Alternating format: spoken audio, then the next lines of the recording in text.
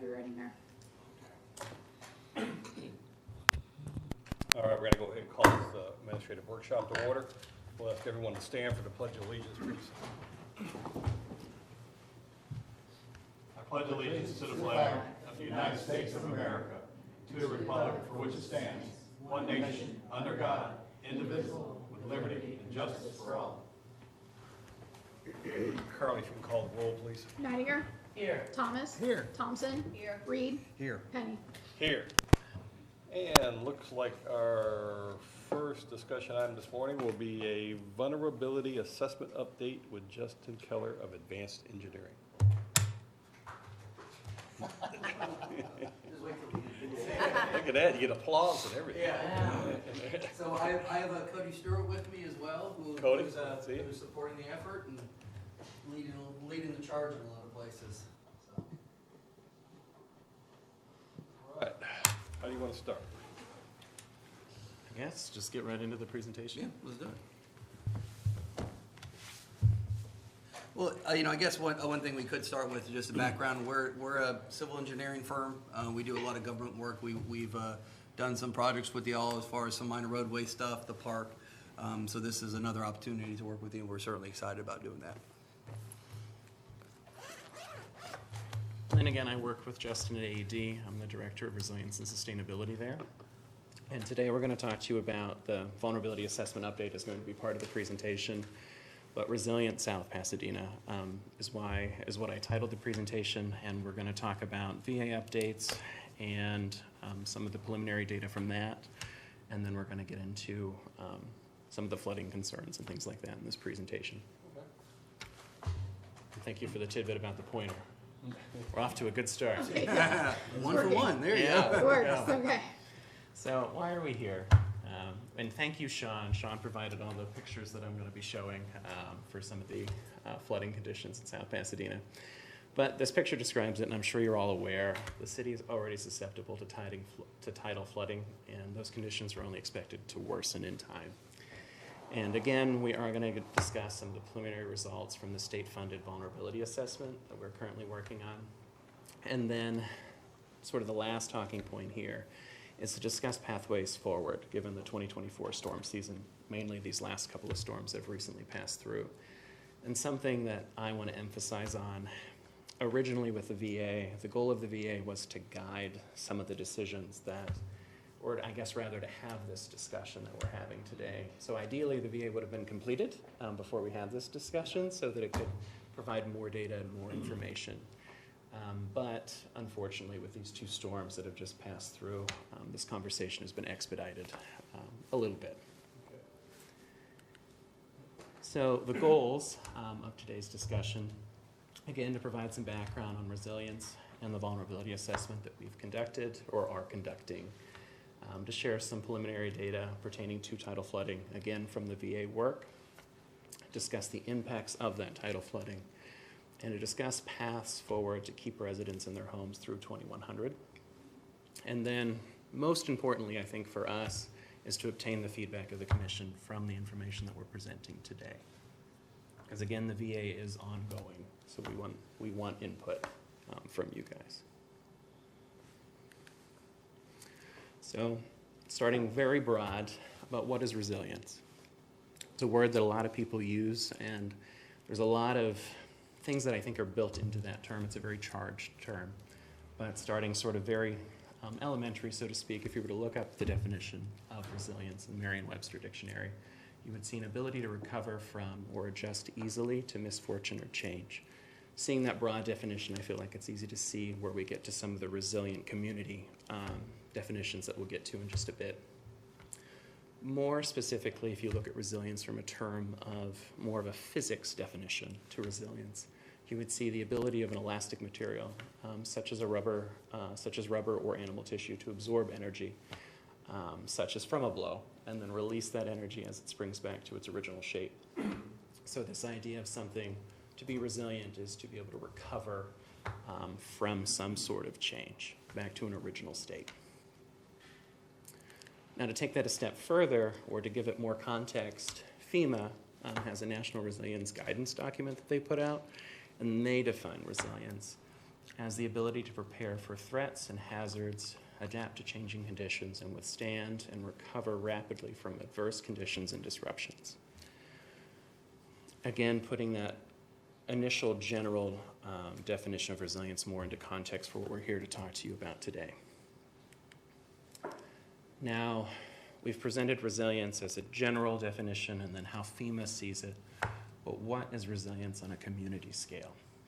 This is something that each community can define on their own with the basis of what resilience means, but you can be resilient for several different things.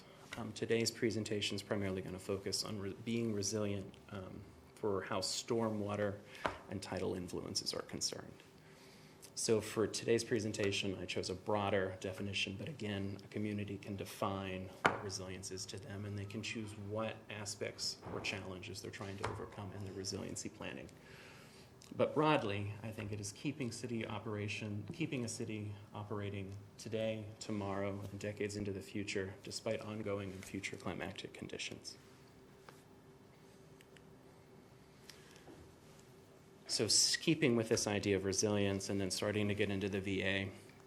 So the vulnerability assessment is something that came out of the Resilient Florida program. So in 2021, Governor Ron DeSantis signed Senate Bill 1954 into law to help communities prepare and adapt for the impacts of sea level rise, intensified storms, and flooding. And then from that program, included grant funding to aid local communities in becoming more resilient. And a big step of that, or an initial step of that, is for these communities to conduct this initial vulnerability assessment, which then makes you eligible for additional pots of money to invest additional state dollars into making your communities more resilient. So the vulnerability assessment itself, again, this is an ongoing project that we currently have with South Pasadena and some other local communities. So the work that we're eventually going to present on is very preliminary. But for vulnerability assessments themselves are frameworks to aid communities in measuring potential impacts from flooding and sea level rise. Now, if you look at a grant work plan, there's several different pieces of a vulnerability assessment. If you guys have questions about those, we can discuss them. But really, for me, the bulk of a vulnerability assessment for any community is an asset inventory, an exposure analysis, and a sensitivity analysis. The asset inventory is a matter of gathering all of your assets and then putting them into a GIS format if they don't already exist in a GIS format, so that you can see where they are geospatially. And then you can then conduct these additional analyses on those. So your exposure analysis then takes your project area, which in this case would be the city of South Pasadena, and then you determine what space geographically is impacted by different types of scenarios, whether that be through storm surge, tidal events, or sea level rise. And then your third big lift to me on the VAs is the sensitivity analysis. And that's more or less where you put the first two together. So then more specifically, what assets are sensitive to these different flooding scenarios, whether that be from sea level rise, storm surge, or tidal flooding. That given, where are we today? And again, thank you, Sean, for providing all these excellent pictures. So you see here on this slide, we don't have to talk about them. I feel like you guys are probably aware of the tidal influence flooding that we have in South Pasadena. But these are just some pictures that I wanted to show to kind of demonstrate that. So tidal impacts on stormwater infrastructure. So again, we know that there's standing water on the streets whenever these tidally influence standing water on the streets. But how does that directly impact stormwater infrastructure? So I feel like we take for granted this network of pipes and all of these BMPs that we have in place to take stormwater from one area and take it to somewhere else that we don't want it. or to remove it from places we don't want it to somewhere else we don't necessarily care about. Unfortunately, though, that network of pipes, that stormwater infrastructure network, works both ways. So that conductivity can also bring water from areas that we're trying to take water to and put it in areas that we don't want water in. This graphic on the right is demonstrating that a little bit. But with that being the case, for stormwater infrastructure that is tidally influenced, one of the problems that you have is backflow. And that backflow is just that water going through the stormwater infrastructure that's meant to take water away from the city, or in other areas of the city we don't want it in, and it brings water back to those areas. With the backflow, you have other issues like saltwater intrusion, slower drainage, increased groundwater levels, infrastructure damage, and clogged drains. So that saltwater intrusion, bringing water into the system, once that water gets into the groundwater, then you have less storage volume for water in your soils. So then you're reducing volume that way. You have slower drainage, which is exactly what this picture is showing. So as you have backflow into your stormwater infrastructure, it's harder for water to get out of the stormwater infrastructure and to work how it was designed to work. And then infrastructure damage, so that water is salt water, so it is more corrosive than what your typical rainwater would be. And then clogged drains, if you have water that's coming back into your systems, it can bring debris and stuff with it and clog your existing infrastructure. So current conditions also, when we're looking at tidal flooding. So all of these scenarios that I'm going to show you with tidal flooding come from the 2017 NOAA data, and this is all the intermediate condition. So it's not the worst and it's not the bad, or it's not the worst and it's not the most liberal, not the most conservative, I guess I should say. So intermediate, kind of in the middle. But I've shown mean high water on the left and then king tide on the right. So now this is kind of the best and worst tidal influent conditions. But again, this is from the intermediate NOAA 2017 data. So on the maps, the area that are shaded in this light blue, okay, that doesn't show up there. But on the two maps, the areas that are light blue are the areas in which you have tidal flooding. One thing too about this map I do want to share, essentially as we get into this project, we're going to be incorporating your stormwater network into this model.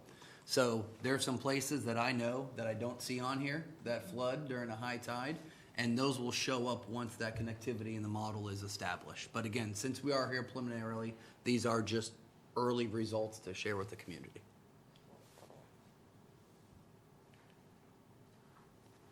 And sea level rise projection. So again, the data that I'm presenting on today comes from the 2017 NOAA data, and then these are some of the different scenarios. So the top line there is the NOAA intermediate, the blue line, the orange line is the NOAA intermediate low, gray's high, and then we have the dashed lines come from other entities. But that intermediate line, the 2017, the blue line, is the line in which, or the projection, I guess, in which some of the data that I'm showing is coming from. And then the other thing to note here is as you start at the beginning at 2000, the lines are much tighter together. But as you get further out, in like 2100, you see those lines drastically spread apart. So looking or planning, I guess, with that in mind, your planning horizon and what scenarios you choose become very important there because the changes are more drastic as the timeline progresses. And this is future tidal conditions, 2040, again with that intermediate scenario. You have a little more areas influenced by tidal flooding. We have the mean high water on the left and the king tide on the right. So the right side should always be the worst one because that is representing your king tide scenario. And then as Justin said, once we have the interconnectivity with the stormwater infrastructure, you will see more flooding in areas than what these maps are currently showing. This is preliminary.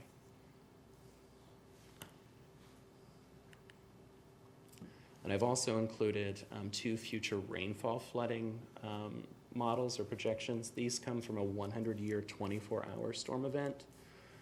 And this is just modeling rainfall. And you can see some of the areas that are impacted in this particular figure as well. And then this data comes from Pinellas County. So Pinellas County did it's like a junior, I'll call it a junior VA. They are now in the process of revamping that. But they looked at these different flood scenarios on a county scale. Some of this preliminary data is coming from there. And then this is future tidal flooding, the 2070 intermediate condition. Again, these should be progressively getting worse And these are just with how that projection on that graph was going. Mean high water on the right, mean high water on the left, and then king tide on the right. And we're seeing as these slides are progressing, we're getting more and more areas impacted by tidal flooding conditions.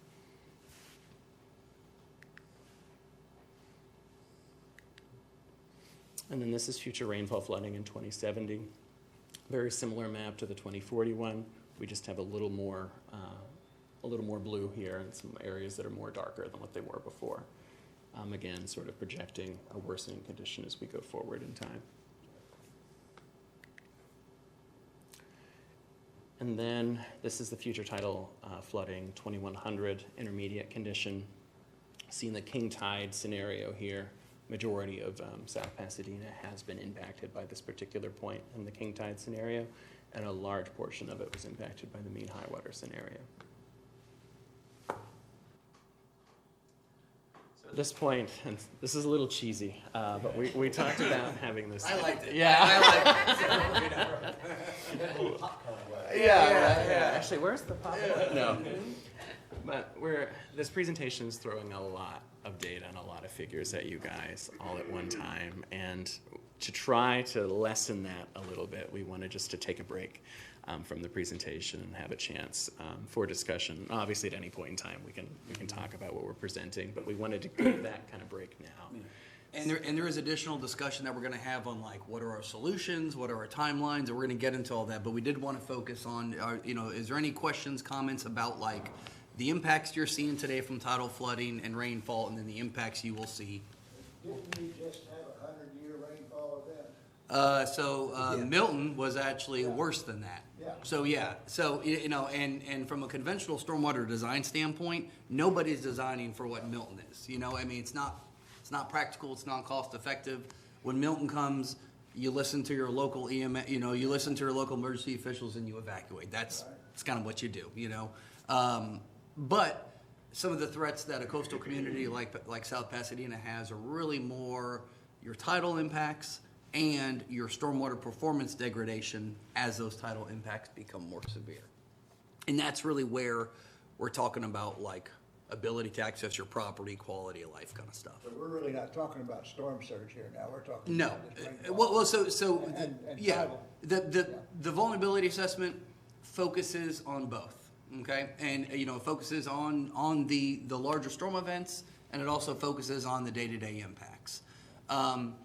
The guidance, or let's say the input we're seeking from the commission, is going to be more focused on the day-to-day impacts, because that's really where the local community has a lot of impact about how you plan for that. When you come to storm surge and all those, it's build per the code, follow FEMA's guidelines, and evacuate. Like that's.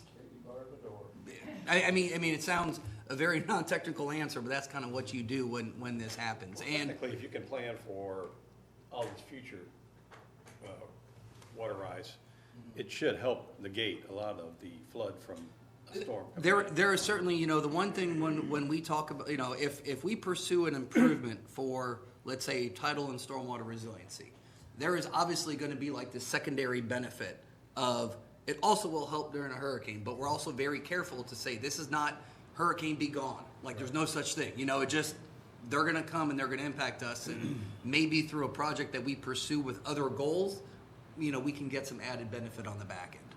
But yeah, nothing really the way you prepare for hurricanes is you build an elevated fire station, kind of a lot of the principles that you're already following today.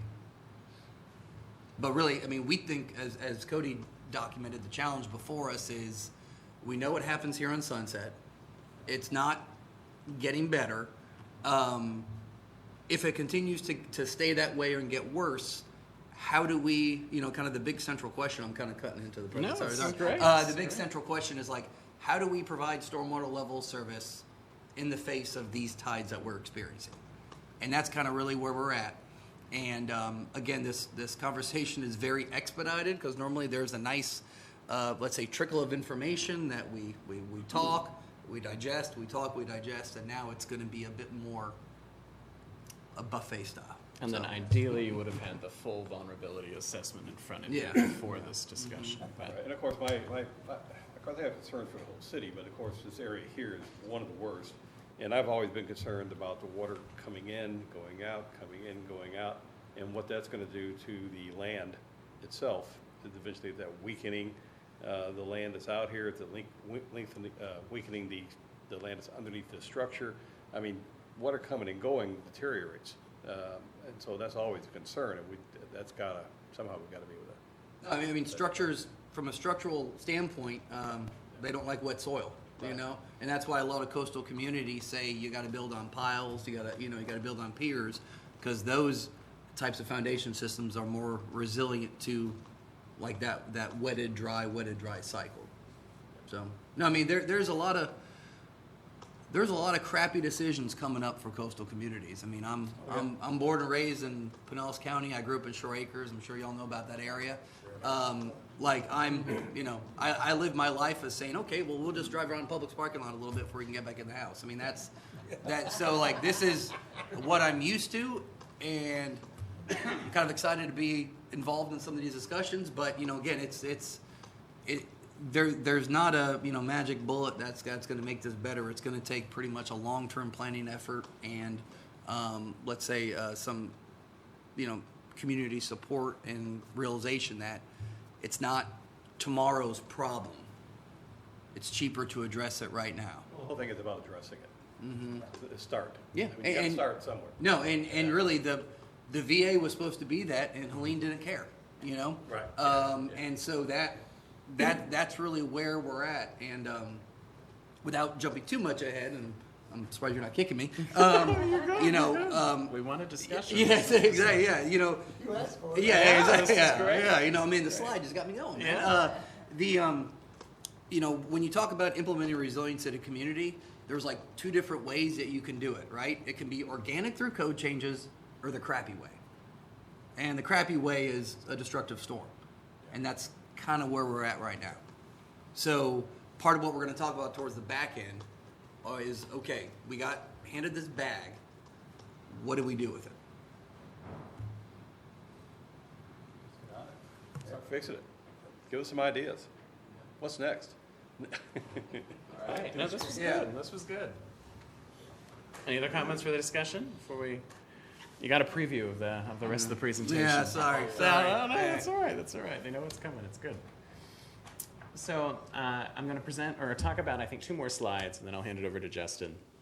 But some of the things, I guess, to keep in mind as we're thinking about some of these solutions. This idea of a shared commitment. So this was a quote that comes from a research paper out of an Australian university, which there's a QR code there if you want to read. It's a very interesting paper. But the quote that I wanted to share with you guys today is this idea of a shared commitment. So residents and industries will need to modify their own properties and their management practices to ensure they are climate change ready and not reliant on government to implement defensive measures as threats become imminent. Progressive implementation of adaptation strategies will have less upheaval of communities and individuals. Therefore, the responsibility of implementing adaptation options in a timely manner at a regional level is shared between governments, residents, and businesses. Yet for adaptation to occur strategically and to optimize resource allocation, it should be orchestrated by local governments. So again, I feel like this sort of ties in what you were talking about, like starting to look at impacts and starting to figure out what that path forward looks like. Yeah. I mean, the city does have to get thoroughly involved, but the local businesses do, the local community associations, they've got to get involved with their communities, and it's all good for the city no matter what.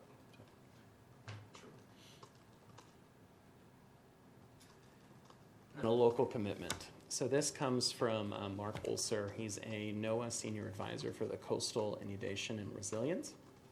Sooner or later, those working on coastal resilience issues come to understand an important tenet of our shared effort. Resilience is not a product which can be created and then delivered by the federal government. It is a condition that individuals and organizations must advance locally and on their own terms. It sounds like South Pasadena and everyone at this table is already aware of that, but these are just 2 quotes that I think put you in a frame of mind, I guess, whenever looking at these solutions and what we can do today. And now I hand it over to Justin. Mm-hmm. So, those quotes are really powerful because it kind of answers like three basic questions, all right? Who's responsible for the planning? I think it was really empowering when Governor DeSantis signed started the Resilient Florida program. Essentially, what that program is this is something that the locals need to lead. Here's the money to do it. And that's really what the program is. And when you talk about, whose responsibility is it, it's more or less, it's everybody. Like there's going to be a cost that, is shared by the community. There's going to be a cost as individuals, let's say implement any code changes or anything like that. And there's going to be, so this is not somebody who says you are the responsible person for implementing, for kind of keeping us afloat, let's say. And then two, it also answers the question of when do we do it? Nothing's getting cheaper, right? So, the project we build today to address these theoretically is going to be cheaper now and more cost effective to pursue now than in 2050, 2070. Eventually, these are hard decisions, and it's natural for hard decisions in life, right? To just, we can deal with that tomorrow. Eventually, kind of that mountain's going to be so tall or so steep to climb, it's going to be challenging. And so really kind of our thought is, well, let's certainly start the discussion today, and let's start the trek up the mountain, and let's take a gradual path, knowing that we got to get to the top, because if we wait a while, the top doesn't change, it just gets a steeper climb. I mean, that's really what this is. And then two, how long do we have to do resiliency? And it's kind of, as cheesy as it sounds, it's kind of just the way you got to start doing business, I think certainly the city has taken a big first step by just even authorizing us to do the study and kind of recognizing that, hey, these challenges are here, and let's start the process. And so we are on our way, and again, the timeline that we envision to have these discussions has really been sped up because of Helene, and because really the city right now is kind of in the middle of a rebuild. And a lot of the homes that were built out here, they lasted 50, 60 years. So a lot of the homes that are going to be rebuilt now, per code, elevated per FEMA, I mean, these homes may be here in 2100, as crazy as it sounds. So what does the city look like then?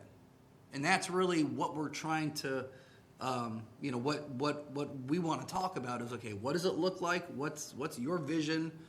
How do we kind of, how do we keep the lights on, if you will? And I guess to sort of piggyback, sorry, Justin. No, you're good. To you. One of the things to think about with resiliency, so Justin was talking about sort of this mountain peak and it moving.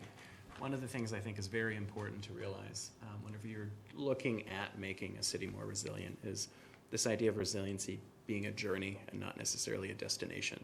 So on the climatic conditions that we're talking about, obviously we're seeing some of those today, but with the data that we're presenting, they will change over time. So what is resilient today might not necessarily be resilient tomorrow, but that's why it is important, which as we were discussing, to start looking at how to make those decisions to make you more resilient today, so that although that mountaintop may be moving, the slope will maybe become less steep as it is progressively moving, as long as you're already taking those decisions to be more resilient along the way. The techniques are going to change. They're going to get better and better as time goes on. Exactly. Future communities will come up with better ideas and different ways to do things, but got to lay the groundwork. Yes. No one's coming up with better ideas than what we're going to do right here, okay? Let's be real, right? No smarter group of people have been assembled, right? So, and really, too, our immediate focus, to kind of put it in, let's say day-to-day terms, it's stormwater, okay? And as Cody shared earlier, there are a lot of places that are already impacted by high tide. As the tide rises, your effectiveness of your stormwater decreases. So essentially, as we look at stormwater projects moving forward and roadway projects moving forward, how do we kind of balance the needs of ensuring that the road, that the road is not inundated and the stormwater can continue to drain moving forward? And that's really kind of the crux of the conversation. So as we as we navigate through this process, we're going to kind of formalize some of these recommendations, but there are some really key assumptions that we want to make sure that we are on the same page on. So obviously one of our main goals, and we feel the commission likely shares this, is, we want to keep residents in their homes through 2100. And we want to make sure that we can still maintain the quality of life that they've come to expect in South Pasadena. And also, too, we are, kind of a silly assumption, but just want to get it out there. Like, we're assuming that the city of South Pasadena will still be around in the year 2100. So that's kind of a core assumption as well. And it's not crazy as communities look forward. Some communities may not agree, and so that's something that we think is a foundational discussion point. And then two, we also are assuming that there is a reasonable level of service that we will continue, or that the city would look to continue to provide. And when we talk about reasonable, if no one's going to come to you and say, hey, listen, during a king tide in 2100 and Hurricane Milton, your curbs will be dry. All right, that's crazy.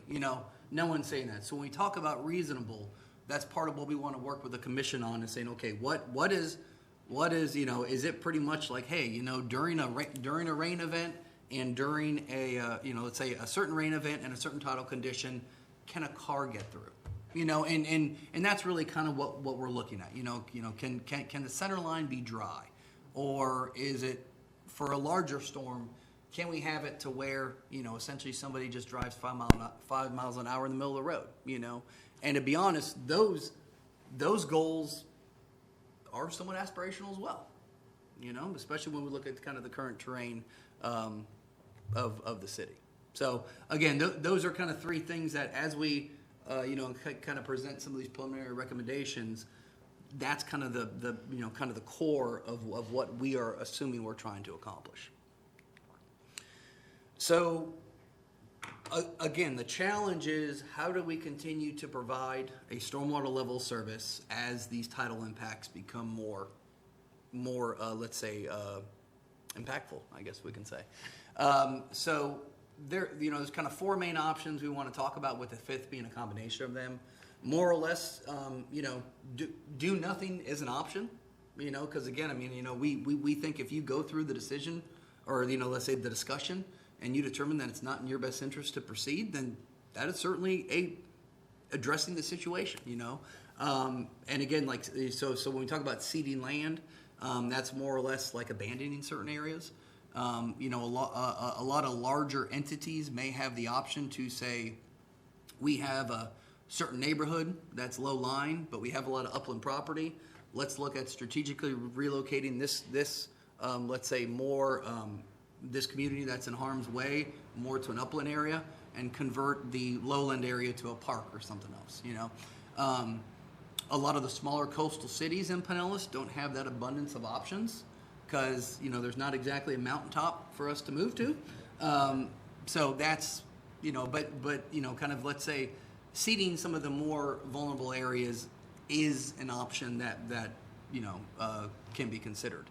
Minor improvements, which is more or less let's say backflow valves, stuff like that, stormwater pump stations, and utilizing fill. So again, when we talk about seeding land, or let's say strategically relocating, you can see that in 2070 and in 2100, some of these tidal impacts are going to be significant, and there's not a lot of terrain change over South Pasadena.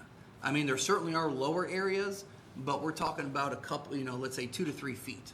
It's not something to where we have these high upland areas that are outside of an evacuation zone, and certain areas that are. Pretty much the terrain is kind of a monolith, or more or less the same, we can say throughout. So minor improvements, that's really when we start talking about, let's say when we start talking about backflow valves. So backflow valves are like check valves, one-way valves. Those are a great tool to stop sunny day flooding. We do not feel that they are let's say a resiliency solution, because essentially with the backflow valve, it's great at stopping water from getting into your roads, all right? But the only way that valve opens is through pressure the other way. So when it rains and you have a backflow valve and your tide's high, that rain will have to pool in the road until it reaches about a foot above the tide elevation, and then it can push out. So one of our goals, if we talk about providing level service from a stormwater standpoint, backflow valves do help, and they can be a great intermediate fix, or let's say a immediate or intermediate solution, but they are not the magic bullet, let's say, to addressing some of the larger challenges that are out there. Stormwater pump stations. So the city maintains multiple pump stations for wastewater. I'm sure Sean can tell you what a joy that is to manage the pumps and all the inner workings of a station.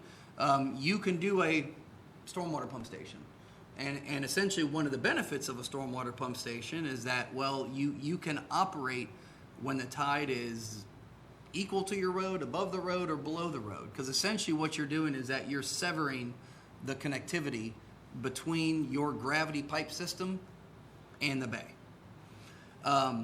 So one of the downfalls of that is that it still does require a piping network, and then it also requires an operational footprint in addition to the stormwater pump stations, or something that you want to make sure that you can keep operational.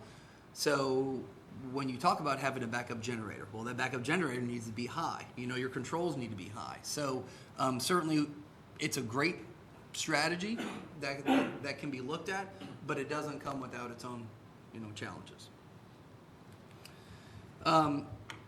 Another option would be to utilize fill throughout the city and more or less start to increase the elevations of your roads and your properties. This is one of the downfalls of this is that this is a all-encompassing, everybody's involved. From a stormwater pump station, the burden is kind of on the city, right? Because nobody really builds nobody let's say designs their house to accommodate a stormwater pump station. The city just puts that in. Utilizing fill essentially, kind of shares some of that responsibility amongst property owners, businesses, and the city.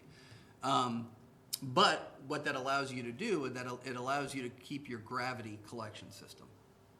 And one of the things that we like about using fill is that gravity's free. Okay, gravity's free, and moving forward, we see communities as having the best chance of success is trying to stay above the tide. I don't really like this thought of being in a New Orleans below the tide type scenario.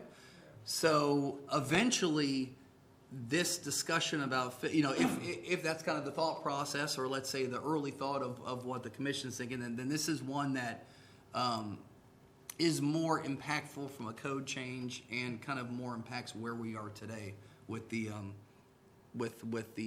structures that are about to be rebuilt for Helene. So, what does fill, what do we mean when we talk about using fill? So, there's a term in the building code called the lowest floor elevation, more or less your finished floor, where you live, where you sleep, okay? That elevation is dictated by FEMA, by the floodplain, and by the freeboard that you have within your code. So that kind of is what it is. That's already in place. But there's nothing in your code, to my knowledge, that talks about, well, what does your garage have to be? So essentially what that means is that, well, okay, now the garages are something that is, let's say it's not critical for the flood protection of the structure, but really what that does is that the garage is critical to your ability to do anything elevation-wise in the roadway moving forward. And, Quick question. yeah. Mm-hmm. So does the current FEMA requirements look at 2050, 2070, 2100? No. And really, so the FEMA floodplains are based upon pretty much like current day threats. And really where you get your, let's say, factor of safety or your wiggle room is by the freeboard that you adopt in your code. we have and then add. Add What if 1 you foot, think 2 flat foot, feet? 3 feet. What's your freeboard, Terry? 2 feet. Yeah. So that's your wiggle room. Okay. And there are a lot of communities that have that 1 to 2 foot freeboard. But again, that's not dictated by FEMA. The base flood is dictated by FEMA. The building code requires 1. You are allowed to go above and beyond that. And really, you know, going 2 feet above FEMA really, I think is a good long-term play, you know, to kind of continue what you're doing. But FEMA doesn't care about the garages. Because really, the garages are non-livable spaces. I'm sure y'all have heard of like the non-conversion agreements that people sign when they build a new home, and you know how they adhere to them. That's a different discussion. But so you know the garages are essentially dictated by the owner, and again, you know, kind of if we were to if the thought was that, hey, maybe elevating our roads is something we want to look at moving forward. Well, if somebody builds this new house in the next 120 days after Helene and the garage is low, then that means that kind of is going to govern what we can do moving forward. So kind of the garages, the roads, they all kind of go together. Instead of driving up into their house and driving down into their house? Well, so really, I mean, well, there are some East Coast communities that more or less are looking at elevating the roadways, and their thought is, we're going to go to this elevation, FYI, you know, and they show in their manual, they show somebody driving down into their house. That, to me, and this is just my opinion, that gets a bunch of people screaming behind you, probably, you know, because I wouldn't want to drive down to my house. It presents a challenge as far as stormwater collection. I like to keep the elevation relationships that are kind of currently out there, as in garage drains to the road. I think that makes sense to kind of keep it. So, you know, versus saying, we're coming here, be damned, and if you got to drive down, you got to drive up, that's not our problem. I mean, I think that's really not a long-term recipe for success. Because again, you know, when we talk about long-term, you know, Cody shared how it's, you know, it's kind of more of a, what it is again? It's More of a journey. Journey, yeah, a Less journey. of a destination. Yeah. So,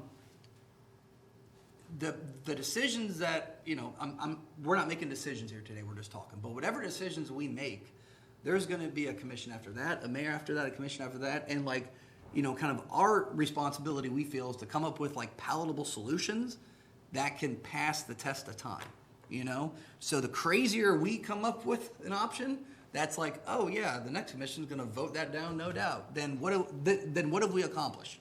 Nothing, you know? So really our goal is to try to present solutions that can stand the test of time, that can kind of, let's say, get through multiple commission cycles so the snowball can start rolling downhill, you know? And that's kind of where our head's at when it comes to kind of planning for some of these future challenges.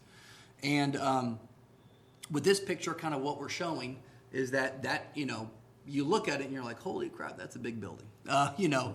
But the big building is really dictated by FEMA. FEMA dictates the height of that building, right? Because the finished floor is established by the by your floodplain and your freeboard. So really, the only difference, and I'm going to go crazy here and try to use a button that I wasn't told about. Is this a laser pointer here, Carly?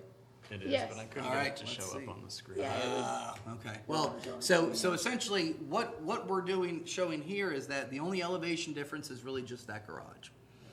And essentially, in this scenario, we are using a wall to retain soil to make sure that we don't have these slopes that have people kind of, you know, water cascading off of their property onto the neighbor's property, and more or less ensuring that if this is a route that the city would like to at least discuss, that hey, we want to give ourselves the best chance to elevate these roads in the future.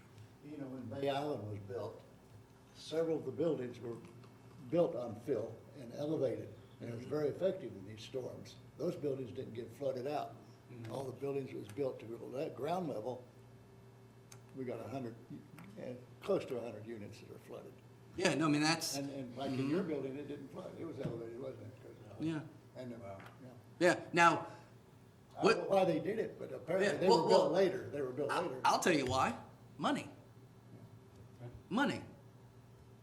You know, and like as we, nothing that we're saying here is a zero-sum game, right? It all comes down to dollars and cents.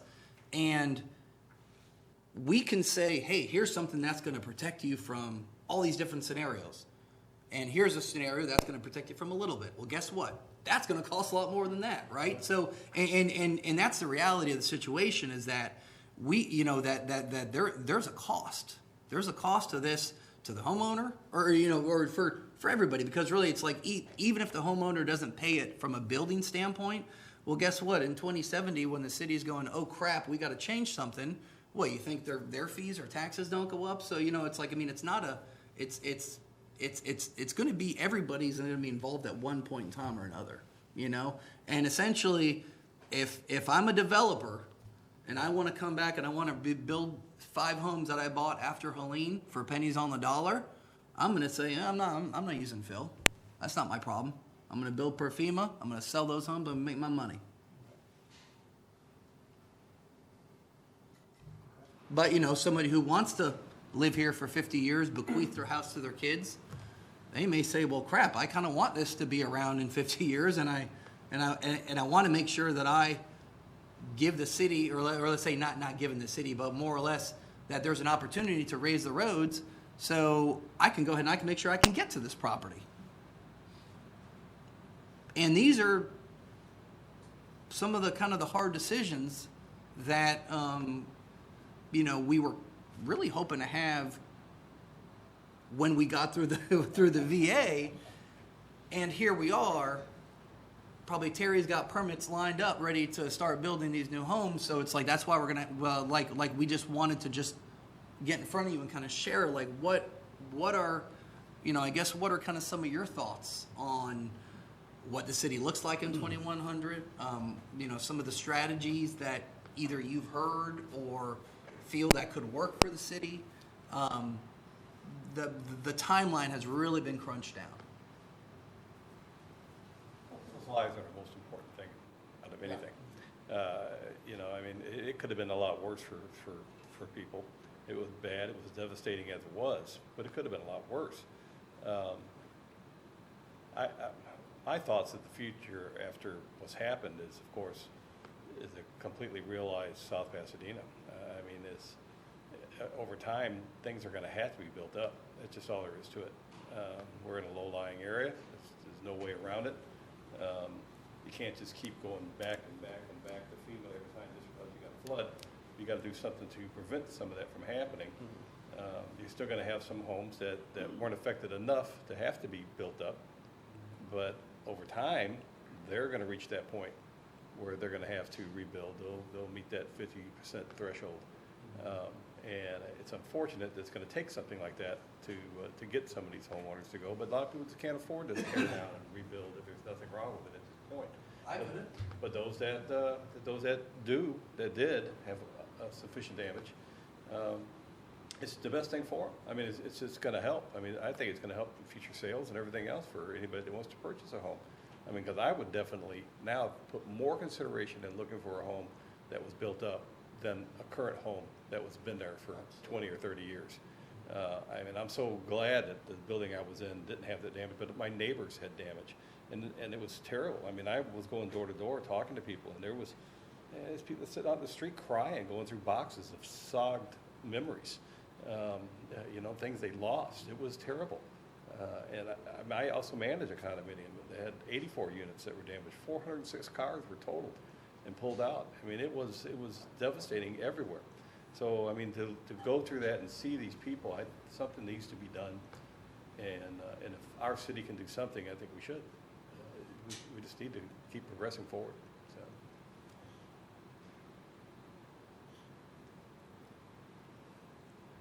Yeah. Well, what do we got next? Yeah, well, you know, I think so getting, you know, I guess if we were to, you know, I mean, obviously we're this is so early in the conversation that we're not looking to kind of pull the room or anything like that, but when we look at how we handle stormwater and, you know, these tides in some of these lower areas, does, you know, kind of is the thought that, hey, maybe stormwater pump stations are the way we want to go, so we can kind of just keep everything the elevation it is? Do we want to, you know, let's say, is there a benefit to looking at using fill moving forward? Is there a desire to look at, let's say, establishing garage elevations for homes that are about to be built, to give you the opportunity to raise roads in the future? I mean, are these, you know, it's like drinking out of a fire hose, because again, this is, you know, kind of the conversation is supposed to be way more spread out. Yeah, yeah. You know, but and you know, again, you know, the last thing we want to, you know, I certainly want to make sure that we are not suggesting that we're trying to force an answer with you know, so early in the conversation, but just any kind of you know, feedback on kind of what the thoughts are, to, you know, because really, if the reality is that if the thought was, you know, let's just do some minor improvements for the next 5 years and we'll see what happens, or let's look at stormwater pump stations in some of our worst spots, those are not time-sensitive directives to us, to where we can do that, you know, we can do that pretty much on a normal schedule. The challenge is about the fill. Well, like out here, backflow preventer might help some. Yeah. When you see all that water, is that rainwater or is that water that came in here due to the high tide? If it was the high tide, backflow would help that. If we have a massive rain, well, it's got to go somewhere eventually, and then it would go on back out. But Yeah. that's a start. Or going to be a combination of options, number Yeah, 5. I right. mean, that's what it's going to be, because it's different in every part of the city. But yeah, definitely, Phil, to build up these homes, I mean, we have to stick with our FEMA and plus our springboard to help increase that. As far as garages, you know, I know there might be some type of requirement that you can't convert these, but I'm telling you, there are probably a lot of them out there that's been converted into mother-in-law suites. When the door's down, you don't see it. Yeah, the man cave or the woman cave, whatever, and it just happens. People do it. I mean, if you see a car outside all the time, that garage door never opens, well, there's probably something happening back there. Storage. Yeah, or just even storage. $100,000 in the car. Storage of the things that you don't want to lose. Yeah. These are things that you want to keep. It's like people have storage rooms. You hate paying that fee every month, but these are items that you can't lose. In your mind, these are the most important things to you. You're going to leave them below water level. Is it really? I know it is our decision to decide if garages should be built up. That would take a lot more thought. But, I mean, if you're already rebuilding, what's the difference adding some more dirt over here? I mean, I watched them build that fire station. I thought those dirt trucks were never going to stop coming in. You know, but, hey, it was above water, and it I survived. parked my car over there. That's right. And if every home could have been like that, it would have been Yeah. so great to come out of this, you know, smelling like a rose, I guess is the way to put it. But yeah, I mean, a combination of all of it, but do nothing.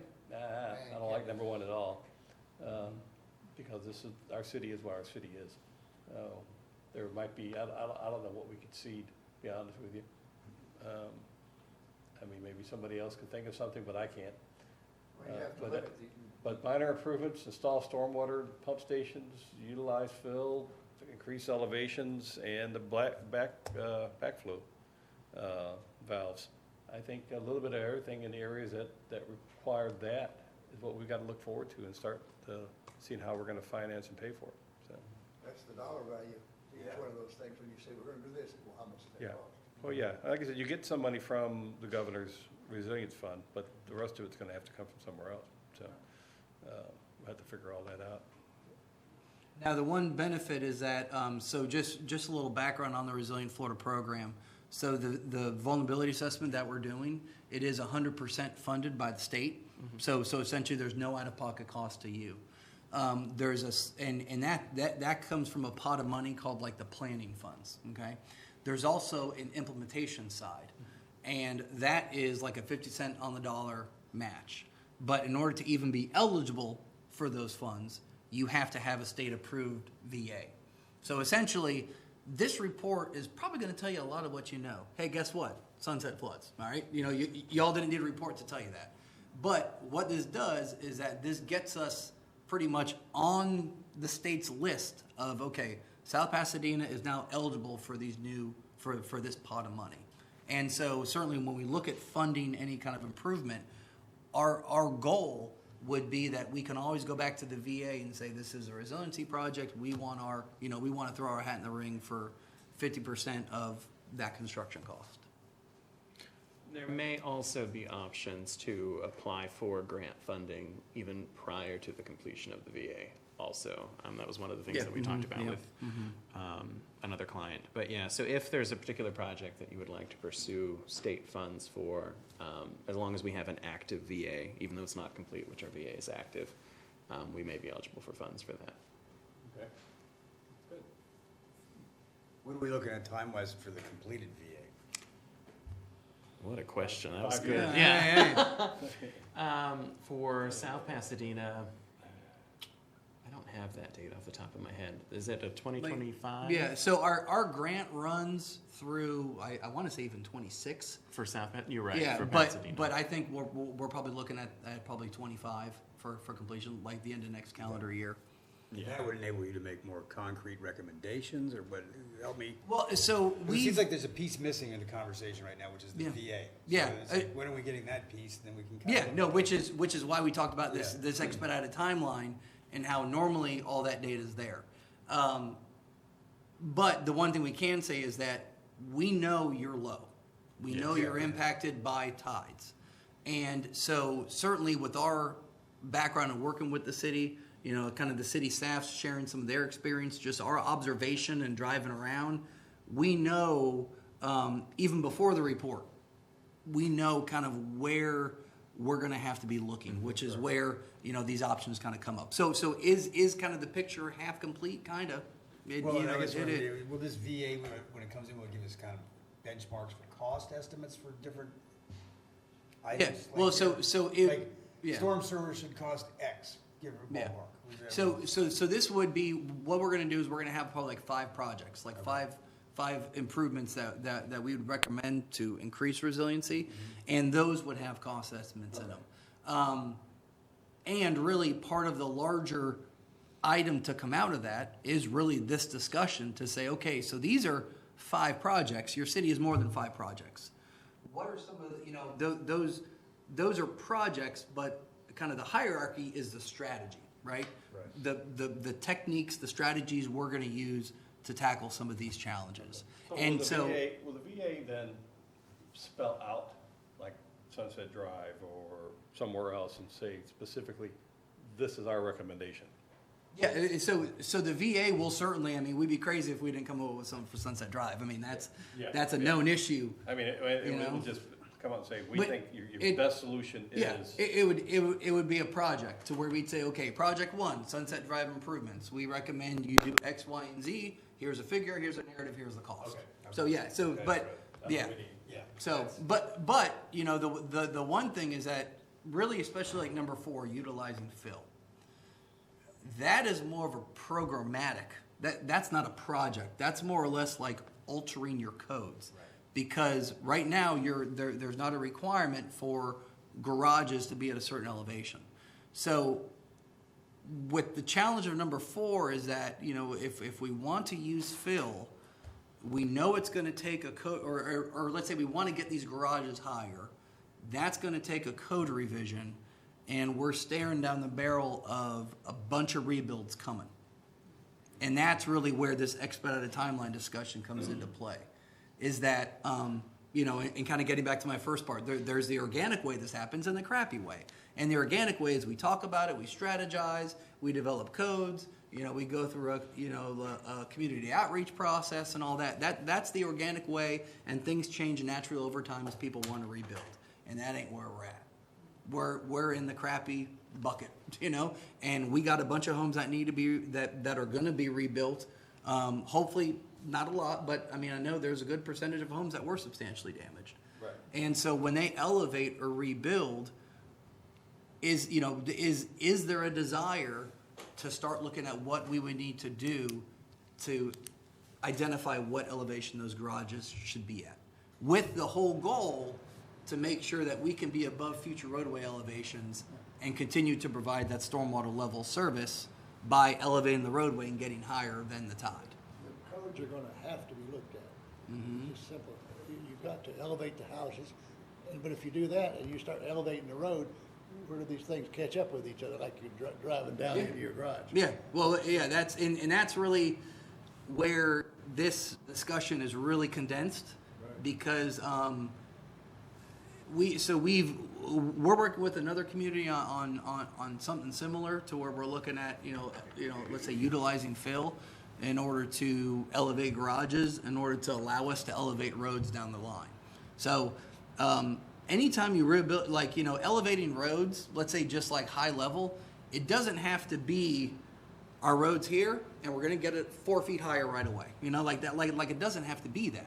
You can elevate segmental over time. The city has a paving program that they do with the recognition that you don't just build a road and leave it for 50 years. There's intermediate rehabs that are required. So as you go through those intermediate rehabs, add 12 inches, add 18 inches. And then when you turn around in 2070, you're like, oh crap, that road's 3 feet higher than it was.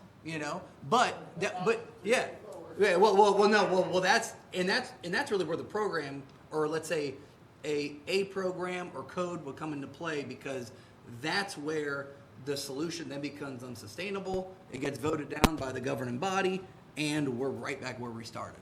So what we would have to do is that we'd have to come up with a way to where we think it's really important to keep the garages above the roads. And it brings up, when we elevate, I can feel Terry's eyes in the back of me, like, what about stormwater? What about this? And those are all things that will need to be worked out if we wanted to use fill for these upcoming builds, like, immediately, without being dramatic. But I mean, there's, we got a lot of homes that are going to be rebuilt here shortly, and maybe Terry has some numbers, but what do we want those homes to look like? What happens with our city's like a tree. Of course, our main artery is Pasadena Avenue, and that's state road. We have no say on them building that road up. So we build up all our side roads. Eventually, we're up, coming off of Pasadena Avenue, you're having to drive uphill to come into your neighborhoods. So does it start pushing the state into wanting to raise that road, or is it just ignored? So the state has a resiliency action plan for the DOT, to where they've identified a lot of ways that they can become improve their resiliency. Raising roads is one of them. Stormwater pump stations, a lot of the same stuff we're talking about. So to our knowledge, there is not a plan to elevate South Pasadena in the future. But let's say the terrain would support it, the state can come up with money. And that's always an option. And one of the challenges in this discussion is that what comes first? Does the state elevate first and then we piggyback off of them? Or do we elevate with the hopes that the state elevates or builds a stormwater pump station for their system and then we still have access? And I guess the way that I look at it is that if we wait 30 years and then they finally elevate South Path and they elevate that road, we're like, great, now we are 30 years behind the 8 ball, But there's also the risk on the other side to where, let's say the state comes up and they say, you know what, we're just going to abandon that roadway. We don't know that, but, and that's where these foundational goals kind of come into the process, is that, well, we want to be a city in 2100. We can control what we can control, and pretty much, I kind of got a feeling that there's a lot of money in the beaches. There's a lot of, and there's tourism dollars. You guys aren't living in, Central Florida to where, there wouldn't be economic benefit. Yeah, I mean, there's dollars in that roadway, because people want to get to the beach. So I think you're kind of protected in that way, just like Gulf Boulevard. It's like, I mean, the state's never going to say, no, you can't get to some of the best beaches in the world. No, that's, no, they're going to look for ways to do that. Now, how they do that, I don't think we have, we can't tell you how they're going to do that now, but I would say that the likelihood of them doing that is pretty dang high. You know, if you drive out to the beaches now and see what happened during this storm, go out after dark and see what buildings are lit up, what houses are dead dark, what condominiums out there are just dark, and you'll see how elevation is effective. The houses that were elevated, people were in them living in them. Yep. There's a strip of motels out there that are 2 blocks long, that just right on the roadway, one level, dark. Yeah. And it's just effective to raise things. Yeah. Like I'm And saying, yeah. to dovetail on your point, I do want to kind of separate elevating per FEMA and then what we're talking about is like elevating the garages, right? To where theoretically, we could say, you know what, utilizing fill, this is a crazy timeline and we're just not ready to have this discussion. Let's just rebuild per FEMA, and those homes will be fine. You know, from a lien, those finished floors would be fine. But what that means is that home that gets built, that is probably here in 2070, 2100, that will now be our new benchmark for anything we want to do within the roadway. So essentially what our thought is that can we get ahead and pretty much say, okay, you're rebuilding your home, you know, kind of like you said, you're doing it anyways. Get that garage to here. And part of that so that we don't have the scenario that you mentioned where the road is raised and the house is 3 feet Yeah. lower. Yeah. We get everybody on board Yeah. now as we're rebuilding these homes. This makes sense. Yeah, build everything up the same. I mean, in the picture you had, you showed the house that was built over the garages. It still looked like everything was elevated, even with the garages underneath.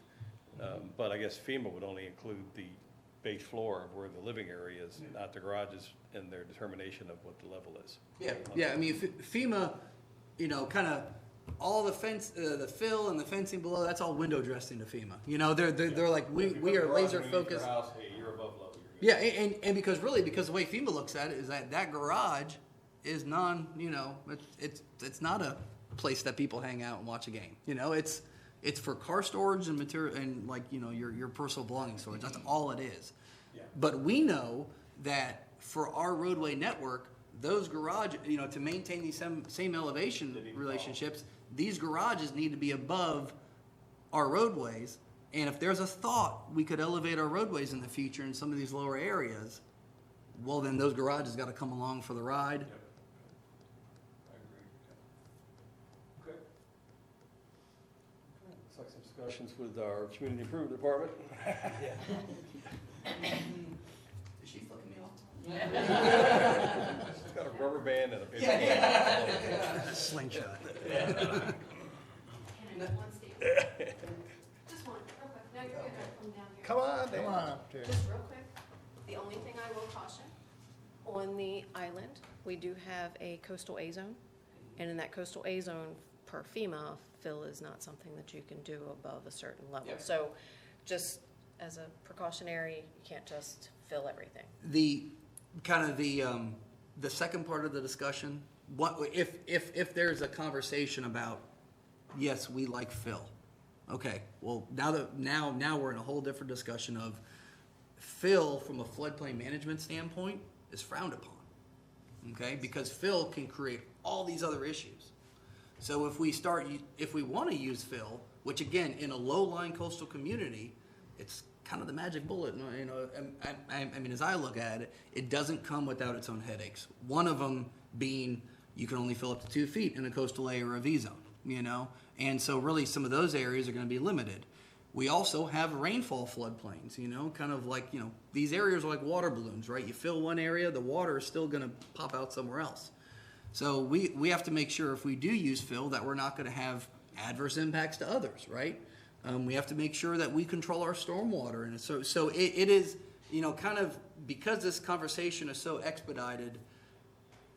There is a whole back half if we want to start looking at fill, to where we'd probably have to be here like your next meeting, and then we dive into that if that's the way you wanted to proceed, because. I mean, that's like, you know, and I'm sure you probably got a laundry list of issues that can come up with using fill. I do, but Yeah. I won't bring those up right Yeah. Yeah, but to be honest, and that's why in like the floodplain management 101, it's hard to use fill. It is hard as heck because it can have all these issues. Okay, and so that's why it's like, you know, have you heard of cities being like no fill? So that's why it's easier to be no fill, because you can just ignore all those, or not ignore them, but you can more or less just say, okay, well, we're not going to have those challenges because we're not using fill. We're gonna elevate instead of fill. Yeah, but now when you have a low area, now if we don't use fill, so you can take number 4 off for Sunset. Now we're looking at stormwater pump stations and some of these areas, and so really, you know, I'm a CFM, Terry's a CFM certified floodplain manager, so like, you know, we're aware of all the challenges in managing a floodplain. In these coastal low-lying areas, man, if we don't start using fill, the solutions are pretty crappy. Going back to my Yeah, seat. yeah. All right. So, Is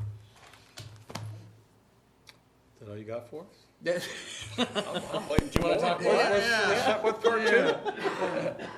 All right. yeah. Well, no. I mean, I just appreciate y'all entertaining the discussion, because to be honest, the you know, it's hard, and it's hard, and essentially what it does, it says, let's make decisions now to plan for the next 70 years, and like that's, I mean, planning for next week is hard. You know, it's like just in life, and so I just appreciate y'all being receptive to it. So, Good presentation. thank you. Thank you. Thank you very much. All right. Well, there's a lot for us to think about, guys. Yeah. It's gonna have to be incremental.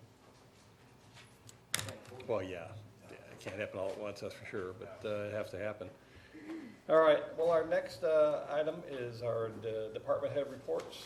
And why don't we start off with Public Works?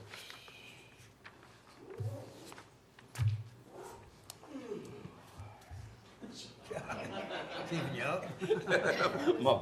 My guys, I love it.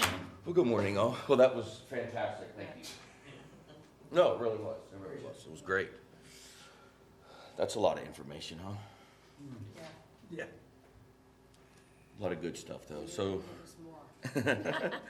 so did you guys look at any questions on anything? It was a very good report. Yeah, they're, you know, we late August, early September, we actually had them, all the ones that were out, we checked them and had them all repaired. So there's like 24 of them that are out, but we got the stuff sent back to Duke. That's kind of why we did a little earlier than the norm, just because Right. we knew there was going to be some out, but I didn't think it was going to be that much. But Yeah, and I didn't hopefully expect they'll to get them see started. because of the situation. Yeah. So that's hopefully they'll, you know, get those up and running where they're all fixed. But I know Duke got their hands full too, you know, with just their stuff. But yeah, that was, and then we're working on right now getting Barbara Gilbert cleaned up. You know, where we're How's going to our put some. downstairs coming along? It's, I think the remediation's almost done, you know, with that. I think they got all the concrete sandblasted where the paint was. They got the fans on it, so drying. So that is getting pretty close to, you know, where decisions need to be made after, you know, once we get to a certain point on what to do and what we're gonna do, or future plans, or all of the above. I'm assuming with the floodwaters that our insurance covered doors, windows, anything that might have been damaged. I think pretty much a lot of that's going to be covered with Making flood sure, like insurance, our, and then what that doesn't cover Our are bathroom equipment was probably. everything. I mean, everything cleaned down and there. Oh, done. it's all. I mean, it's, if you haven't been down there, it's there's nothing left in there. Everything is gone. I suppose you would know to cover our appliances as well. I do believe, yeah, insurance. Yeah, we've been working with finance and stuff and getting a lot of, Yeah. you know, they're just, Like, you know, I saw the waiting refrigerator insurance sitting out stuff. last Yeah, week. yeah. But yeah, no, everything down there was a total loss. I know it. Yeah, so. Yeah, so yeah, that's when that time comes. Like I said, there'll be a lot of decisions. But yeah, finance, we got together and we had a meeting and with our insurance, so they're putting a lot of the paperwork together and stuff to get back to them, and they're just waiting. You know, insurance, hurry up and wait. Okay, and I can see the park's moving along. Yes. I guess they poured the slab or pouring? No, they're getting ready. I think Terry did an inspection the other day, you know, had electric and stuff in there, so they'll be getting ready to, I think, pour the slab and then moving on from there. And did I see someone use the elevator today to come in, or no? Oh, everybody came in the door, okay. So how'd that go? I'm working, they're actually, TKE was out here yesterday assessing some of it, so I'm just waiting for a number from them. And then we got a couple for over at our shop, which the other elevator company was, a lot more less gouging, let's put it that way. Yeah. Okay. And then, I spoke with, DRC, our, contractor for the, debris removal, and they are gonna sit idle until, the Monday after Thanksgiving to give people one last hurrah to get the rest of their stuff out, and then they will make their final pass, so just for, and we could put something on our website and on our stuff just so people know, but then that'll be probably the last week, so then anything after that, they're definitely gonna have to get it removed on their own. But I think by then, there's just a few stragglers coming back, but, for the most part, and then some of the homeowners, they just need to come out and, because the contractor's not gonna come and rake their yard, but they come and get it in a little bit more, bit of back in a pile, what the machine couldn't pick up, and then they'll, pick the rest of that up. I think I was trying to put in my mind what, the last report was a little over 24,000 cubic yards Yeah, of debris. I think we're about 25.5 right now. I think when I tried to figure out what that would look like, I think I came up with like 181 box cars, the full. It's a lot, debris. and it's not a lot compared to, I think, Madera Beach, I think they're really pushing, like 150,000 cubic yards. Have you seen the dump field over here off of 22nd? It was right in the bike over the weekend. It's appliances as far as you can see. I was Right. amazed. But was like, the thing is, wow. when I went by a couple of weeks ago, there were huge mountains. And then Yeah. a few days later, I came back by and a lot of it was gone. I'm like, where the hell did it go? Probably, well, it's, like the bigger projects like that, the faster, they get it in, and then they also have it going to its final destination also, because they gotta keep the room. So, they'll get it in and I like the it's all job the one guy monitored. got. He had this raised platform, Mhm, just that's- sitting up there, just watching Yep, things. that's- I'm that's, like, man, that is the job. Most of them use Tetra Tech, and that's what they do, Yeah, So, but yeah, that's, just watching garbage all day.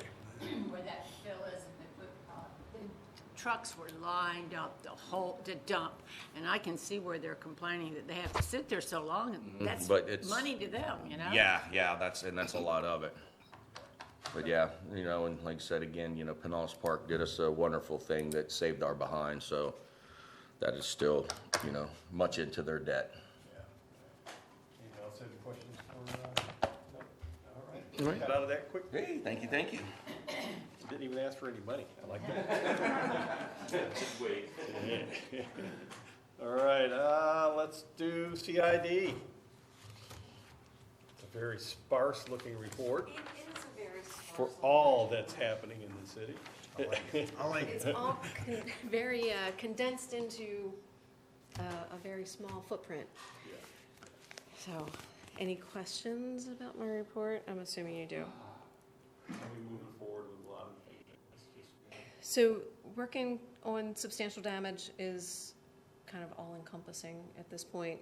We are trying to issue permits for ones that we've sent out the letters to, especially the smaller ones like the AC and the electric panel changeouts and those kind of things, that we can get the minor things up and running again. I finally got numbers from the property appraiser so that we're working. I got a process through the property appraisers so that we can gather the numbers that we need in order to do Causeway Village. Okay. So I've started working on that. And we've gotten some of them done. I just have to, we're processing. It all has to go to the main address for Causeway Village, and then we're gonna send it to each individual property. We don't have any owner information, so it's just going to the property address. So it's even a little more of a process, but we're working through that. Have a lot of the associations, the condominiums around here, homeowners, whatever, put in are most of them using a single contractor? Some of them are. I know there are probably 3 or 4 that are definitely, some of them are letting the owners do it themselves, kind of thing, so. Exactly. And are those harder to adjust with if you don't have a single contractor to deal with? Or Yes and permitting? no, because the property appraiser divides those up into individual condominiums because they're owned by individual owners. It's not a So- permit no matter what. It is correct. So Right. we still have to, we can do a master permit for the entire thing and then have separate permits for each individual one. But they're divided up into individual owners, so it would have to go under the common area and then backed out into each individual property. So So that's some of the delay probably on some of that it's, happening. yeah, and trying to figure out the way to do it, right? There's, FEMA has guidance on everything, and then there's ways that our system works that we have to kind of try to marry the two, and it's been a little bit challenging. Can they submit for permits prior to the tear out for the Yes. rebuild? So we've been receiving applications. Until the substantial damage is done, I can't do the inspection for the substantial damage. So we're trying to get through the substantial damage process, so that the assessment process. And then once that's done, as we get applications in, we'll go out and do an inspection and then verify that everything that needs to be replaced is being replaced per the letter that they're submitting. And then they can phase it as far as the work being done, but we have to have everything all together all at one time in order to verify that everything's being done that needs to be done to meet that 50% rule. Okay. So those ones in Causeway Village, that you've already put the stickers on, Mm-hmm. do they have to go now and get a permit and then you go in and inspect it, or how do So you do it? once they get their substantial damage letters, Yeah. they can determine, most of them more than likely are gonna wanna get a property appraisal because the substantial damage is coming in a little low. So, they have the option of doing a demo, elevating if they can, if they are major damage. If they're not, they can repair them. Yeah. Unfortunately, with the manufactured homes, we are not permitted inside the buildings. So the buildings themselves are governed by the Department of Motor Vehicles. They are not governed by the building code. So I have no jurisdiction inside the building. Only, And that's a bad thing that looks bad. They don't know that we can't go in, those ones there, they say they don't know. They know. Yeah. Yeah, they say they they don't. know, because they do lots of stuff without permits, so they know. Yeah. So it's a process, and we're trying to get through it. So the ones that have already, some of them have started repairing, they could get fined for that, couldn't they, without getting, We'll see. yeah. Because I know some of them, so they're gonna go ahead and do it. Everybody makes a choice, That's right. so, Well, they're desperate for a place to live. no, I understand. Yeah. I understand. What about applications for your planner? Anything happening in that area? Your planner? We have resubmitted the ad for the planner. So unfortunately, it got a little overwhelming and I couldn't focus on that at all. So we have re-advertised it. We're hoping we'll get some application. We have some that are still in the pipeline from before, so hopefully there's still, some of them may be still interested, and maybe we'll get some more and be able to do some You interviews soon. advertise like in a trade kind of area? Yes, so we've advertised on Indeed, we've advertised through the Building Officials Association. We put it in the paper, put it on our website. Try that new Florida League job. I site. contacted them, yeah. So we're working through that. And then I guess the other thing that's on my report is security issues. So I've been working with Sean and Carly and Chief. Everybody's kind of been working together. People are angry. So we've had some instances where people have come in and, of course, my permit techs are first line of defense, right? And they're taking a little more abuse than I feel that they should be taking. So we had started working prior to the storm on getting cameras for the buildings, for this one and our building. And we'd worked with a contractor to get some pricing. They came out yesterday again with the installer. And so we're looking to get some cameras up on the buildings. If nothing else, just people tend to behave a little better when there's. What about like a sheriff deputy or a private security? So Somebody that came standing up in as there. well. And I don't know that it's that bad. You say things like that and then something happens and it bites you. But I think it's more of we need calming measures rather than armed guards. I'm hopeful that that's all we need. So Very visible cameras type thing? yes. Something like that. Smile. Yep, absolutely. Those kind of things. We're putting in some panic buttons for the girls that they can just call over to Public Works to have somebody come, right? Just if they need help. We're not allowing anybody to be in the office by themselves anymore. Before it was kind of if one person was there, not a big deal. Now it's a little more concerning. So we're putting in some safety measures. I don't know how far we need to go. So, We're gonna try something, see We're- if it we're helps to gonna- calm it down. If it doesn't, then you move on to something else. correct. Yeah, I mean, construction my whole life, so I kind of blow it off when people yell at me, but, Yeah. it shouldn't be that way in the office.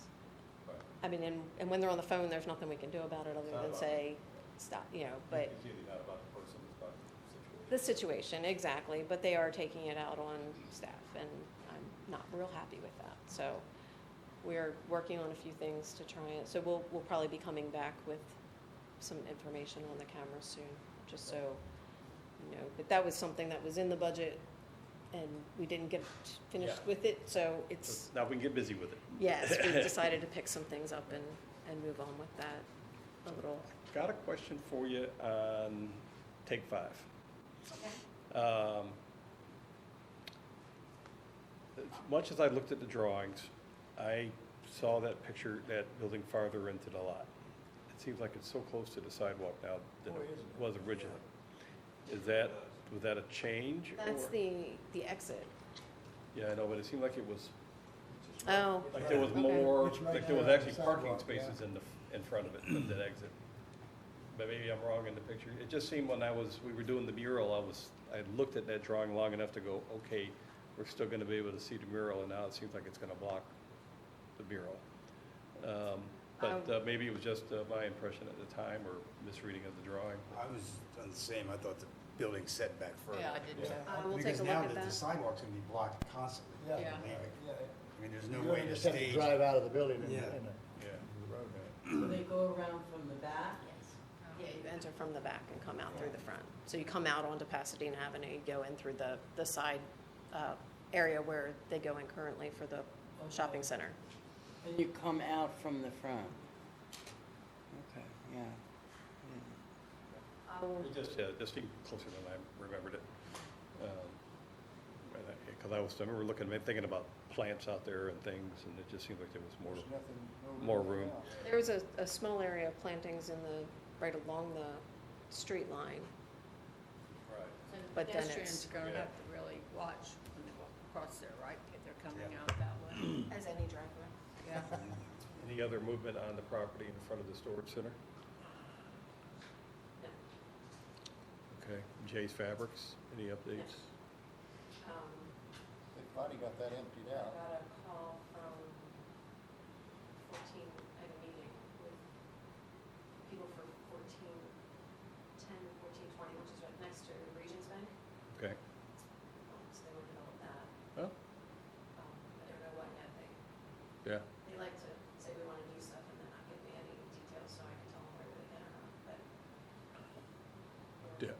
I saw that Kelly's has come up with some low-price meals, $5.55 for a complete meal, lowered the price on some of their beverages that people were concerned about. I don't know how they're getting the word out there. I mean, I saw it in a Facebook post from Kelly's, but I haven't seen anything going out of their advertisement to help bring people in. But They put some in the paper too. but some of those meals are Did they say, didn't they very- have like a card that if you go there so many times?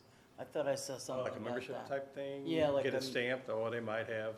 I don't know. Something. I Yeah, saw in yeah. an email. just trying to, it's such a great place, and to see it taking a lot. It's disheartening, so. Like the people that got an opinion and they need to revisit, I think, is what it is. You need to go back and try it again. Okay. Anything else? So, any updates for anything new coming in that we can know about at this point, or not yet? Nothing that I'm aware of at this time. We did get a roof permit for 7050 Sunset, not a damage issue. Their insurance company was going to drop them if they didn't do it. So they were in a panic because they're like, we can't wait. But so it wasn't a substantial damage issue or anything like that. But Just had to get that for they insurance had to get it purposes. done before, yeah. So, Okay, well, thank you very much. All right, thank you. All right. Next on the fire squad here. Let's go with public safety. That's always an interesting one. And it's not often that finance is bigger than public safety. Morning. Good morning. Morning, Chief. Good news is Tropical Storm Sarah dissipated. Yes. Take a big sigh of relief there. Today we're having a retirement celebration for firefighter paramedic Jeffrey Bergamo. So if you guys please come by, we'll have some food and stuff at around 11:30. Send them off. We also, I didn't put it in here, but with that happening today, we've already started accepting applications. So that our application period closes on November 25th. So we'll try to hire to fill his spot. We did open it up to, obviously, firefighter paramedic because that's his position, but are accepting EMT applications if they're willing to go to paramedic school. So kind of like we did last time. We are done with all recurring inspections for the year. However, we do have about 9 re-inspections remaining. In other words, they had some issues they need to correct, and then we'll go back out and do a re-inspect. We've also started following up on, it started after Helene. They had to pause, and then they reinstituted this program after Hurricane Milton, where they get a team of fire inspectors throughout the state, and they kind of canvass the area and do what they call an assessment, a Florida fire assessment. It's not a true inspection, but what it does is says, hey, you may want to look at this place. So we're following up on the information they gave us. So we will be doing some additional inspections. If people see us out there, I know, like Terry said, with sometimes, they're getting angry right now. They don't quite understand, they feel almost like we're piling on. But at the same time, if you're, inhabiting a business or a, apartment building or something, and the fire suppression or the fire alarm system's not working, we need to know about it, bring that to your attention, and start that process of getting it remedied. There are some things you can do as temporary measures, such as fire watch, things like that, but they're not permanent solutions. If your building's required to have a fire alarm, it needs to be a working fire alarm. And that's for everyone's safety, right? Even during these tough times. Skip through. You call volumes up, and that's because of the Hurricane Helene. There was a huge influx of calls during that time period. Response times still seem to be good, with the exception, if you look at on the chart that looks like the speedometers there on the report, Station 23 had a little bit of issue with compliance in our area. That's because they were not in their station. They were coming, it could have been from the church, it could have been from other places. So it's a little weird snapshot post-storm there. Appreciate Sean helping us up with the beating we took on our landscaping at the new station after the storm. I think you guys will see today when you come to the retirement celebration, it's a work in progress, but it's much better than it was a couple weeks ago. We've given the approval. I've given them a PO. We're Just on. waiting. Yeah, like everything, right? It's behind on the schedule. Is that, did you say the sign? The sign out front. The one side looks Can you great. just tear that off? That's twice I've been asked that It's today. driving me crazy. Let me see what we could do. I was I don't gonna want do to it, pull though. any wiring out or anything like that, but maybe we can take the extrication tools and, you know, I don't want to make the repairs any more I difficult got than a they have to be. Sawzall, I'll bring it over. No. I think it's good. Just leave it like it is. It kind of shows, right? What happened Well, there. it's a sign. Yeah, Sign. it is a sign, it's an omen. Business can't with no capitalize on sign it. is a sign of no business. We're open for business. Was, you know, lucky enough to get contacted by Maher Chevrolet, and they wanted to support a local first responder agency who's dealt with impacts of the recent hurricanes. We had a short window. They said, hey, find out something you need and let's get it right away. So what we come up with is an inflatable boat. So in other words, it's a 14-foot inflatable rescue boat with motor. It can be stored in a duffel bag and transported to location. It's about 220 pounds, so it's not a light duffel bag. It's a 4-person duffel bag. But it is something in the situation we face with storm surge, such as Helene. You could transport it in a vehicle to water's edge, inflate it with one SCBA bottle, and then put the motor on it, and it's going to be a lot more stable than the John boat we have. It says a capacity of 8 persons. For rescue, probably more, honestly, like 4, maybe 5 for safety, but it is going to be a much more effective way of get people in and out. It's got a foldable aluminum floor, made for these type of situations. So, yeah. And they're stable, yeah. Yep, very stable. So, And new uniforms. Man, Yes, you guys sir. are just jumping up there. well, this has been, so we have an equipment committee. The equipment committee meets regularly and provides recommendations. This has actually been something they've wanted for about 3 or 4 years now. We felt the timing was right with the recent bunker gear purchase actually came in a little less than expected. So with speaking with Jim, I'm going to take $5,000 out of the capital bunker gear fund, move it to the operating, since the uniforms aren't a capital item, and we'll make that initial push with that additional money. It's going to be more of a work type uniform, dark blues. I snipped these out and then realized the colors don't quite match, but that's not my forte, but I think you kind of get the idea. It'll be 100% embroidered, with the exception of the administrative staff will still keep the pin on brass. But the crews, when they're getting in and out of their bunker gear, there's no more, snagging of the pins and stuff The like dress that. shirts stay the same? Yes, so for a formal activity or ceremonial, or unfortunately like a funeral or something like that, you remain with the current long sleeve tie, the way they look currently. That would be our dress uniform, and this would be our duty uniform. That's correct. So we're expecting that if we order right away, you'll probably see that in January. So around the first of the year.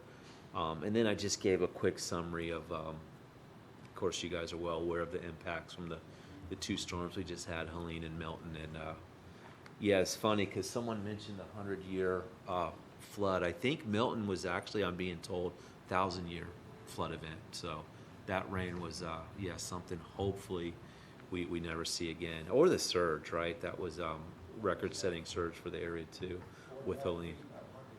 Yeah, I heard 7.2 was what I got from the county. So yeah, 4 foot in the parking lot. That's what I'm hearing. I'd like to get something documented, right? So we could use that, especially in our public education. We've been hitting the highlights of Ian and Fort Myers in our presentations because there was some video from that surge, and now witnessing firsthand is even more devastating than the videos. You talk to a lot of people like in the condos and stuff, and they talk about, oh, well, there was a 18-inch line or a 9-inch line. The water could have been higher, but that's kind of where the water finally settled before it started to go back down, and that's where that line comes from. So it really could have been a lot more than what that line shows. There were so many people that had never flooded before that it was caught everybody off guard. Speaking of video, it's a great video on the city's Facebook page, advertising for the fire position with the aerial shots and it's really, Oh, yeah. Thank you. it's really sharp. So the guys put that together quickly, and they actually Adam Stacy, our union steward, even set up the trucks, did like a little production, had them pull out and put something together. And I saw it, and yeah, we're trying to get that out there, because I think if people see some of the things we offer, right, it's not just your normal fire department. It's a brand new station. It's a ladder truck. It's a pretty unique community, and we're trying to show that aspect. He even had some of the footage from Hurricane Helene when they were in the, commandeered some of the boats. I saw that. That's what I was saying. Yeah. The whole package was great. I'd love to see them continue on with things like that, just to keep. Do we have truck 20 back? We do not. Truck 20 is in South Florida getting the electric on the aerial ladder repaired. We were in a brief. We had an overnight where we had we didn't have either of our trucks. We borrowed one from Gulfport. That was for about 12 hours, and then Andrew from Lellman Fire, who does our repairs on the trucks, is incredible. So, yeah, he got a reserve truck back really quickly, and you'll see we're in that today with the primary rescue. Yeah. Yeah, health fairs today. So, yep, right? Is that what they call it? And I guess there was another emergency helicopter a couple days ago. Oh, at the hospital? Yeah, Yes, sir. okay. I wouldn't mind, even if it's just a quick text, just let me know that one is coming in or something. It's just, I get questioned all the time, why were they here? And like, well, it's the hospital, but no, I didn't know. 'Cause my first impression is, what helicopter? And it's just, and I know it's everything's going on, and it's just, we do get asked these questions. And if we just had something that said, hey, this happened, Okay. it would help. It's when it's at the hospital, it's for a critical patient that needs a higher level of care. Yeah. And Fully understand. I don't always get notified either, but I will make sure that happens. There you go. It happens quick, unfortunately. Right. So, yeah. And we're working with the hospital one of the ideas, and they agreed to it, was when the new parking lot opened next to the fire station, dedicate an area in the back parking lot. No parking, They lane. haven't dedicated it yet? Like anything, it takes money, right? We're also gonna do the one back there by the bridge, right? That's where it was gonna go in that Oh, that one, corner. Yep, okay, Yep. yep. So, yeah. Short term there, and then eventually build a pad up by the ER, because it makes more sense to have it right by the door. But Oh, that far end of the hospital apparently flooded so much that they've just shut it, where the entrance, where you go in, you can't go in, you have to go in by the emergency room now. So they have a temporary. I've been visiting a couple of okay, yeah, notify of landings. We will. Yeah, it's Work try. out a I know system, it's yes, difficult sir. sometimes, and they're sometimes in the middle of something, but, yeah. Even if it's the next morning, it's fine. Just- Oh, of course, 'cause okay. That's usually when I run into it, it's the next day or the day Yeah, after. yeah. Everybody wants to know. Yeah, and you can't get creative, right? I remember we had a firefighter paramedic, and he was notorious for when we came out of a house, and there would always be kids and say, what happened? He would always tell them, alligator in a toilet. There you go. You can't do that anymore, right? Did you get that company I texted you? Okay. Memphis Equipment, for the high water military surplus. What is that? Yeah, I texted you a couple days ago. Look up Memphis Equipment. Okay, They sell the military surplus things we were talking about the other day. okay, great. Yeah, I will look for that. I did not see it.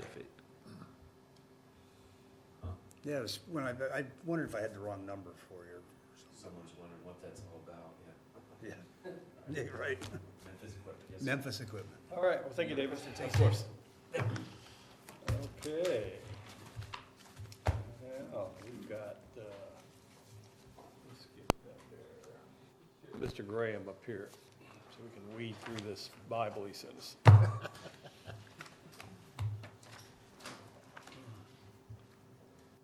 Jim, how you doing? Good morning.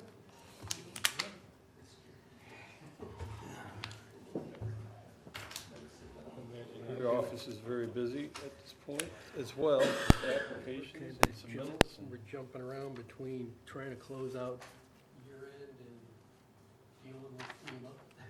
Yes, yeah. There's really nothing extraordinary on the report. I guess I should just ask if you all have any questions. There's a lot of numbers there. But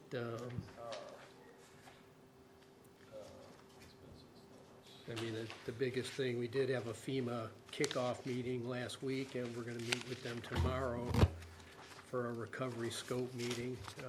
They've scheduled like 4 hours, so they must be anticipating it taking a long time.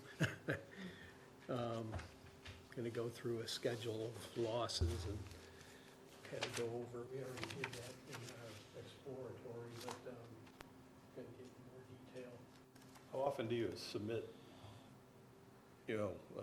invoices or receipts for FEMA?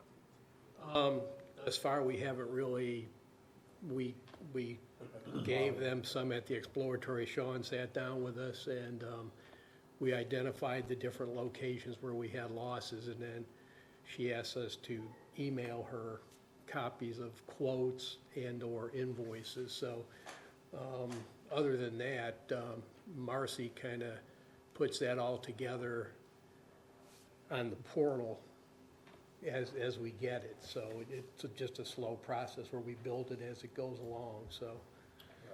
Right now, we're almost at like Sean said, hurry up and wait.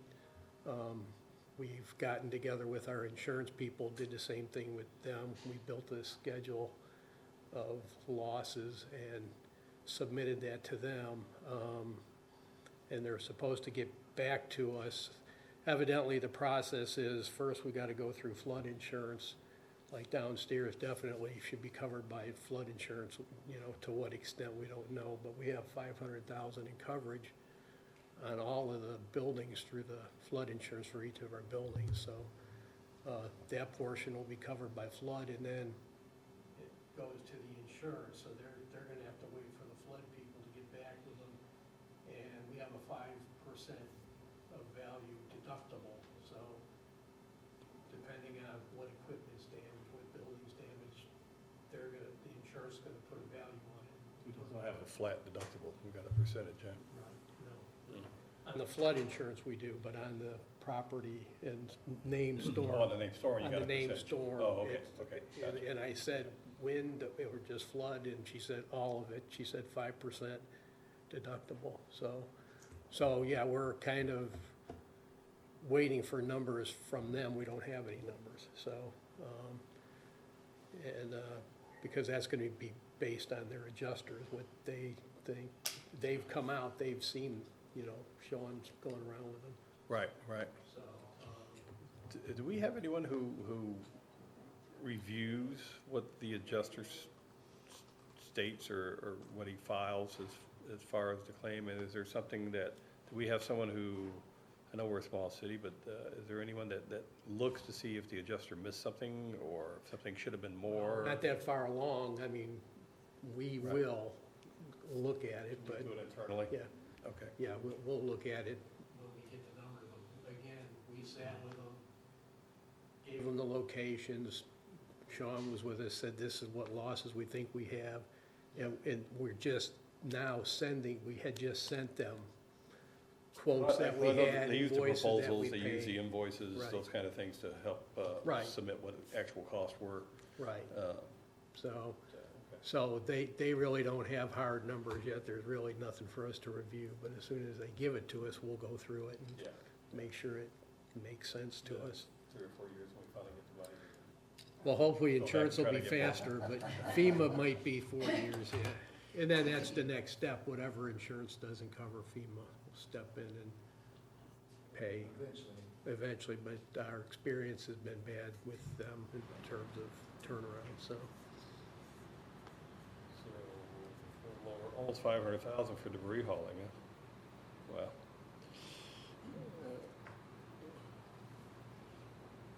Milton, current labor. Okay. I don't think I have any other questions. Anyone else have anything for John? Well, actually, another thing, is there gonna be any impact to tax collecting as a result of this, or is there like an abatement or whatever people get when their home has been substantially damaged? That they don't have to, because I mean, I just got my tax bill, I'm sure we all did, so it started me thinking, is there gonna be an impact to our revenue from the storm? That came up yesterday in a meeting, and I really don't know the answer to that. I mean, this year, bills are already out, so, Right. so it's not gonna impact this year, it's gonna impact next year if it does. Because you got some businesses, I guess, that aren't gonna come back, like I said, are gonna come in, from it all. I know there was talks about the fees for permitting, and of course, I know we're a small city, and it's just tough for me to think about anything, without having some income coming in. Do you know, I know you can't project what the losses would be if a discount was given, I guess is a word for it, or consideration for permit fees, on what might be coming in. But what is, do you know off the top of your head, or from what you've got in front of you, what our annual income usually is from permit fees? We budgeted 525,000 for 25, So we think that's usually about what we would bring in as far as income. The question is, that's, in my mind, that's normal fees, but if houses have been damaged and, or even businesses that were planning on doing renovations now, it might become storm damage, and so it could take up part of that 525. So it's just hard to put a value on it. We did just. We gotta replenish, we gotta keep funds coming in, so, and I think, it's sad to say, but CID is our only source of, a lot of our source of income.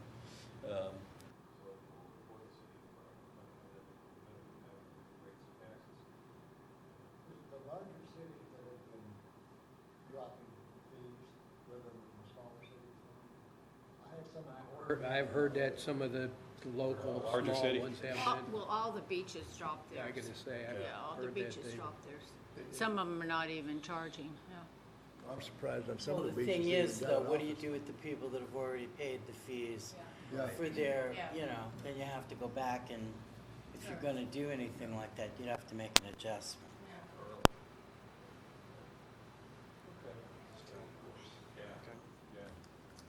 Well, especially since we're having to output a lot of money without anything coming in, for all these expenses. I mean, but that, just the haul away of the garbage is about the income we make in a normal year. That doesn't include the cost of dumping, right? Right, Right, that's not all of that's it. just pickup, yeah, Well, that's the at this first, time. and then they transfer it to another station. I think I saw $25 a ton. I haven't seen any tonnage reports, so I don't know how many, a ton to move it from our first location out to Dade City, so. But And, is there more and it people doesn't getting- include monitoring fees, so. Is there more people getting permits because of the storm that we were not planning on getting that money from? That, I would say probably, but I don't Yeah. know at this point. We're early in the process. There's a lot of expenses we're gonna have that's not gonna be covered by FEMA, that we're gonna have to pay out of pocket for. I mean, it doesn't pay for the extra hours for people to work, those kind of things, as far as I know. We gotta make it up. I look at it from a cash flow perspective. We're pretty healthy cash-wise, but we have a lot of discussion in front of us as far as downstairs, what it's gonna cost us to bring that back to pre-storm. And then, as a group, we've even talked about, do we do some mitigation? FEMA says they'll give us money for mitigation. In other words, do we storm-proof it, or flood-proof it downstairs? Definitely have to look at that. So, I mean, we I could wish be. we had that year in backup reserves instead of we had 6 Yeah, months so at the we- time of the incident. I mean, normally that would come out of your capital improvements fund, and with our debt service on the station and stuff. When I did my projections, I had us going down to about 2 million, going 45 years out. So slowly, I think that's gonna go down. So that's my concern, is the capital, the capital improvements fund. And a lot of these projects are gonna be capital, our share of it, whatever it comes out to be. Hopefully, after insurance and FEMA, it won't be too bad, but it's just too early to tell. We're gonna have to consider it. I mean, we're gonna look at future expenses. We can't just keep, it just starts becoming a trend. I hope it doesn't in our area, but if it does, with this flooding, then we need to be prepared, so. All right. Anybody else got anything for Jim? No? Okay, thank you, Jim. All right, well, let's put Carly on the hot spot. Get some admin reporting here. Okay. So qualifying ended last week. We had 3 candidates qualify for 2 seats on the commission. So as of right now, we will have an election in March.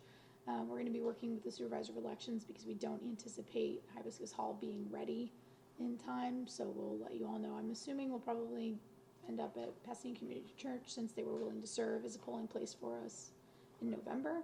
But we'll let you all know that. Budgeted for the election, so we're good there, right? Yep. Yeah, we budget for it whenever it's Okay. scheduled. Working on plans for the holiday party. If we could get a little bit of feedback on that. I know we had talked about it being a little bit kind of late in the season to call it a tree lighting, since it is mid-December, so we're just calling it like a festive holiday party. Does that mean we're not doing any throwing of switches or anything? That you what? Like you know how we throw the switch over Lighting here the and tree. lights Oh, everything? oh, We yeah. gotta have him throw the switch. Okay, so if we That's do what he that, lives for.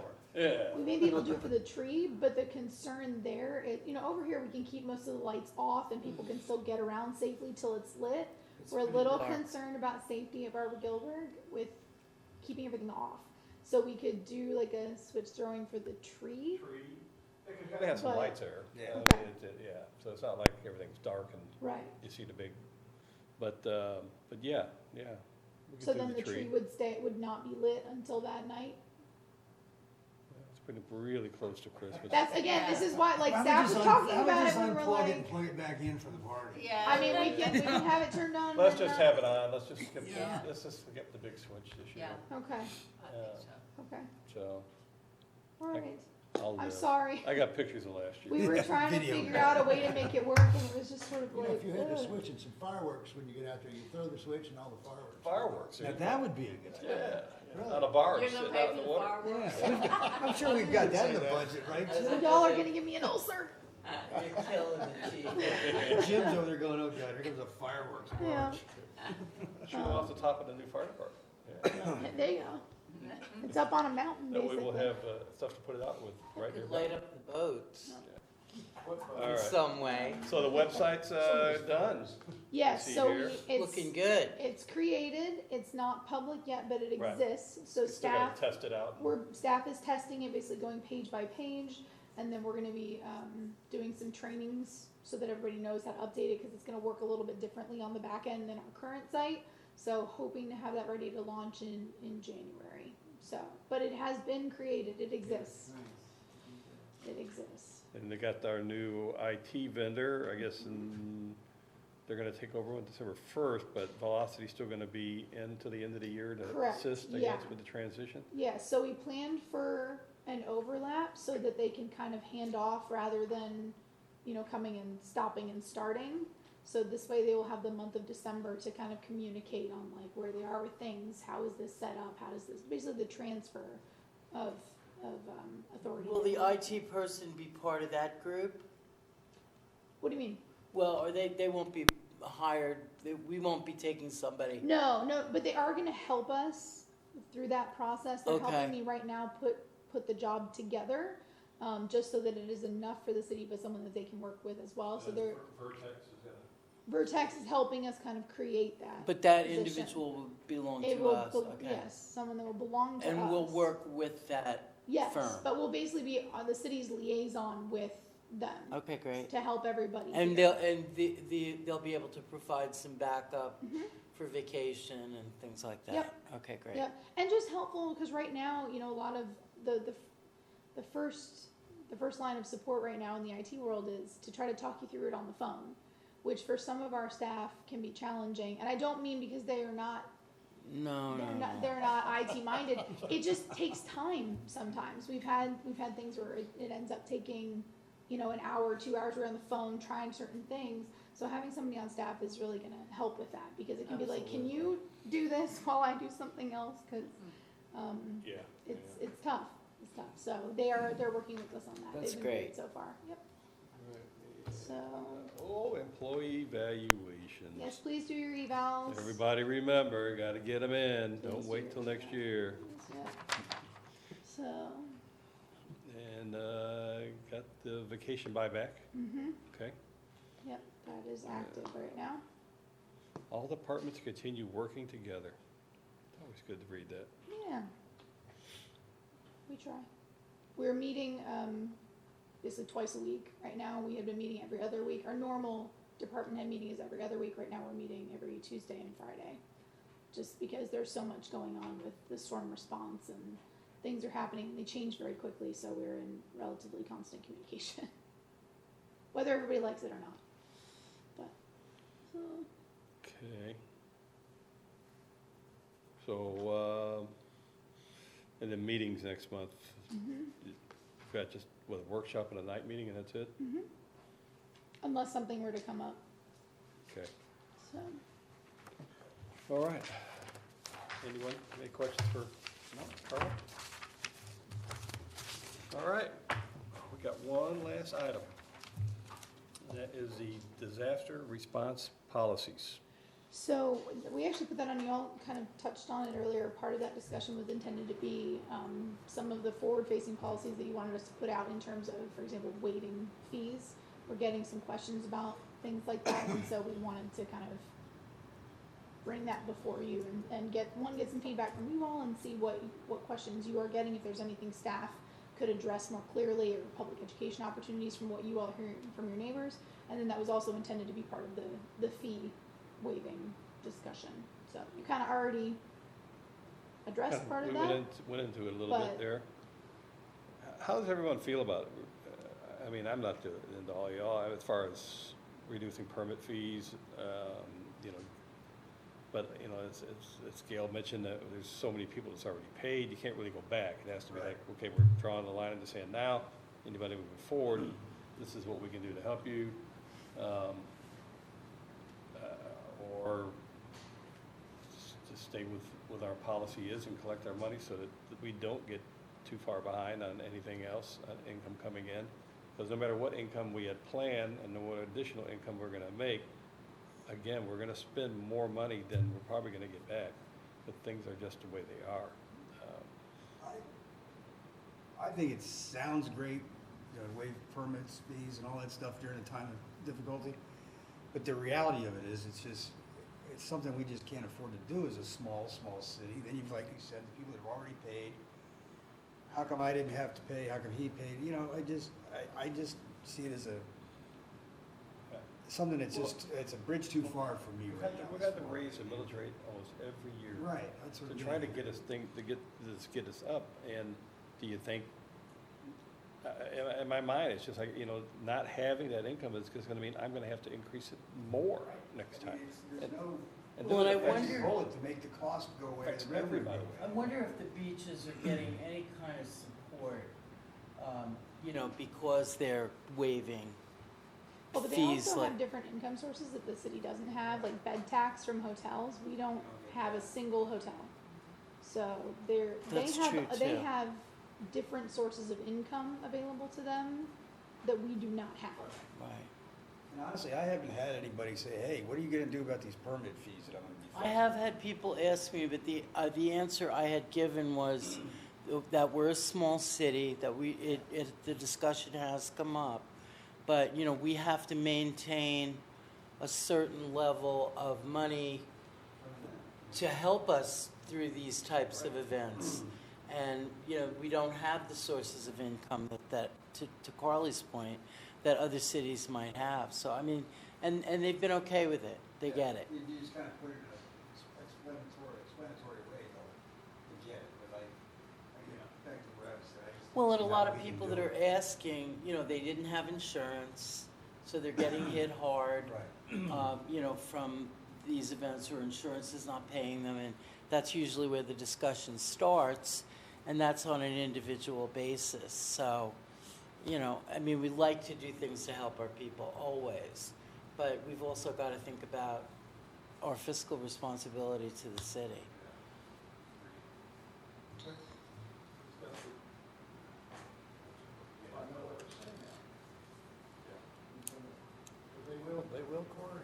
the income coming in. That's Like I true. said, we're not these other cities.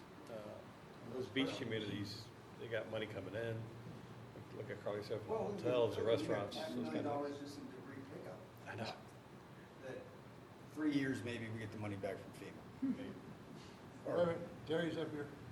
Uh-oh. Figured I should come off just for a second. One of the things I am considering, because we are so small, is that I am gonna need help with inspections going forward. Currently, we have Joe Payne as a contractor, for like when I'm on vacation or if we need additional help for things. They have been approved as an agency that can be used for inspections, through, I'm not sure if it's through FDEM or FEMA, Probably. one of those. Yeah. So I'm considering bringing them in to help with all the inspections that'll be coming forward. Exactly, we do have to pay them. Some of that may be reimbursed, but a lot of it, well, I think the We can't count reimbursement on any period's of it only like either way. 90 At days. this You moment, can't we guarantee we it. can't Correct. count on it. And we're gonna have to Point, pay so we're them. gonna have an additional expense. that we're Correct. Yeah, there's more stuff. Yeah, I'm gonna have to have help. We're here. Well, we have We're to here at spend the this money point. to help to get the jobs out and moving, or else people are gonna start Correct. coming on us with forks and. Correct, so I just wanted to put that out there as another thing that we know that's gonna happen in the near Yes. future, Yeah, so. Are our permit fees in line with what other cities are charging for essentially the same thing? Yes, we had done a survey 2 years ago. We're in the ballpark. It's, Yeah. some are a little higher, some are a little lower, Right. but we are in the ballpark. But like you say, we're gonna have to pay these people that we need. Yes. Correct, and That's I'm gonna need help. That's immediate cash out. I can't do this as many as we have. I mean, the plan review already is getting backed up Well, because even of the if another substantial city damage. or somebody sends someone over here to help you, there's an expense with that. Correct, they get paid through the reimbursement program for FEMA, and we haven't gotten any more help. I've asked for a few more people and. We've had a standing order for people since these storms have happened, and Too many people we're needing not. people. Exactly. Well, and you have to And- have qualified people too. It's Well, just not a body. Yes. You know, And and you're the- gonna have to pay those people. The Building Officials Association has a group of people that volunteer for these deployments. Unfortunately, there's only a limited number, and then their cities actually have to approve it before they can be deployed. So and because they're paying out to have people come until they get reimbursed. So it's, in the beginning it Well, when was. you have an overload like that, people don't understand why you're not getting around. You need to Correct. get. I can only be in so many places at one time. Yeah. Can only do so much work at a time. But they don't think about that. And there are 4 of us, and we're doing as much as we can. So, I just wanted to add that to the That's conversation. important. Yeah. So I think as far as policies and things that I've heard from people, and it was only from a couple, but for them it was devastating. During the storm, they watched the waters rise in their home, and by that time it was too late. Car was getting under. One of them even took their small dog, put it in an ice chest, and then just started going through the waters to try to get away and headed to the fire station. Of course, our guys were gone. You know, we were in our area. They got there, of course, they were above ground. They were just standing outside in the rain, watching it all come down, watching everything happen, and they were not paying attention, did not have an idea that we weren't there. I think we need to focus more when we send out our evacuates that the fire department will be at this area, or will be no one in our fire station. I don't know if there's something we can put on the fire station that says we are at this location at this time. Something, I don't know, it's just, Maybe they should have evacuated. well, they should have, but they went where they thought they were gonna be safe. Well, I mean, And they come didn't, on. and they didn't feel safe because there was no one there, and they just didn't know. I mean, it just I know, happens. but really. So on that topic, that message was put out there 100%. We went neighborhood to neighborhood in our vehicles, did that over the loudspeakers. We even had National Guard come through and do that on this one, so. See, that's good. I have yeah. to support If you that. didn't- I if you mean, didn't hear it, you were There were people where I lived that they have, Pasadena Isle has their own Facebook page. And there were people making jokes on there about how they're staying and pretty much ignoring all the warnings. I posted something really very directly saying this is a serious storm. You need to get out. This is life-threatening, and we will not have people out there to save you if you decide to stay. And got some pretty nasty remarks back, like who did I think I was writing that thing? But seriously, I mean, for the city's sake, for the sake of our first responders, they should not have to go out and rescue you if you've been told 100 times to get out from a major storm. No, very true. And I don't disagree with that. It's just the point is that they looked at the fire station as a beacon of hope for safety, and there was no one there. And we understand that, and we know why there was no one there. And we understand that we put the message out there. I just think it needs to be put out a little stronger next time as far as when it comes to policies. I mean, something more. There will be no one at the fire station itself. We are relocated. And I understand. It just maybe more. I don't know. Get a sign like Krispy Kreme has the window. Well, Home, not home. we They might not have been home Well, there but when you here's guys the were thing, driving around. even if they're Those kind of there, things happen. I hear you. but even if they're there, because they stay as long as they can. They Correct. stay, I mean, the storm is starting, it is nasty outside. They're still there. We don't pull them out until it's really, really bad. Right. But even if they're there, people should not go there. Because they will be evacuating from the station at some point. So even if they see the trucks there and see the guys there, they shouldn't go to the fire station in an emergency. So we can get that message out as well. But I mean, they shouldn't go there. Period. Whether their crews are there You or should not. be evacuating. You Yeah, should be. they Correct. should And everybody not should see evacuate. that. And a lot more Yeah. people will evacuate Yeah. in the I think future. so. But then again, I hope so. And we'll- I hope everybody goes. They did for and Melanie. it's an unfortunate reality that will wane off over time. They'll And forget everybody will fall back in the same groove Yeah. that it hasn't happened in a long time, and we'll be okay. But until then, I just wanted to bring it up. We were talking about policies Yeah. and maybe No, possible changes. We So will yeah. absolutely. And even the guard is that additional step, right? I felt like that was above and beyond, but we felt with the information we were getting from the county of the potential storm surge and how real it was, right? We did everything in our, I feel everything in our capacity, right? So anyway, and understand, we were able to get to some areas from our secondary EOC that we would not have been able to get to, even if we stay at the station. And that's, so people ask, well, it's a Cat 5 building, why don't you stay there? Well, if you're trapped in there, right, at least we could do some perimeter rescues from where we were. We'd have been completely, useless from where we were. If it's okay, I'm gonna run to the station and get ready for the retirement. Thank you, guys. But yeah, to your point, Mayor, we'll get that message. Yeah, Yeah, just we'll a little absolutely added, have whatever that. we can do. Yeah. Because I've had, even at the condo where I manage, I had residents who wanted to know why the staff didn't stay in some of the vacant units Yeah. to protect the property and watch things. It's like, well, we have homes too, and our lives do Well, mean if it's under an something. evacuation order, y'all shouldn't be there either. That's right. So- So it's like, no, we're gone, sorry. My We're out. car was there, that's all I cared. Yeah, yeah. It's gone now, too. All right, was there anything else on that point? No, that was it. We just We're all wanted to touch good? base. We're good. All right, then we are going to adjourn. Everyone have an excellent day. See you at the fire station. You bet.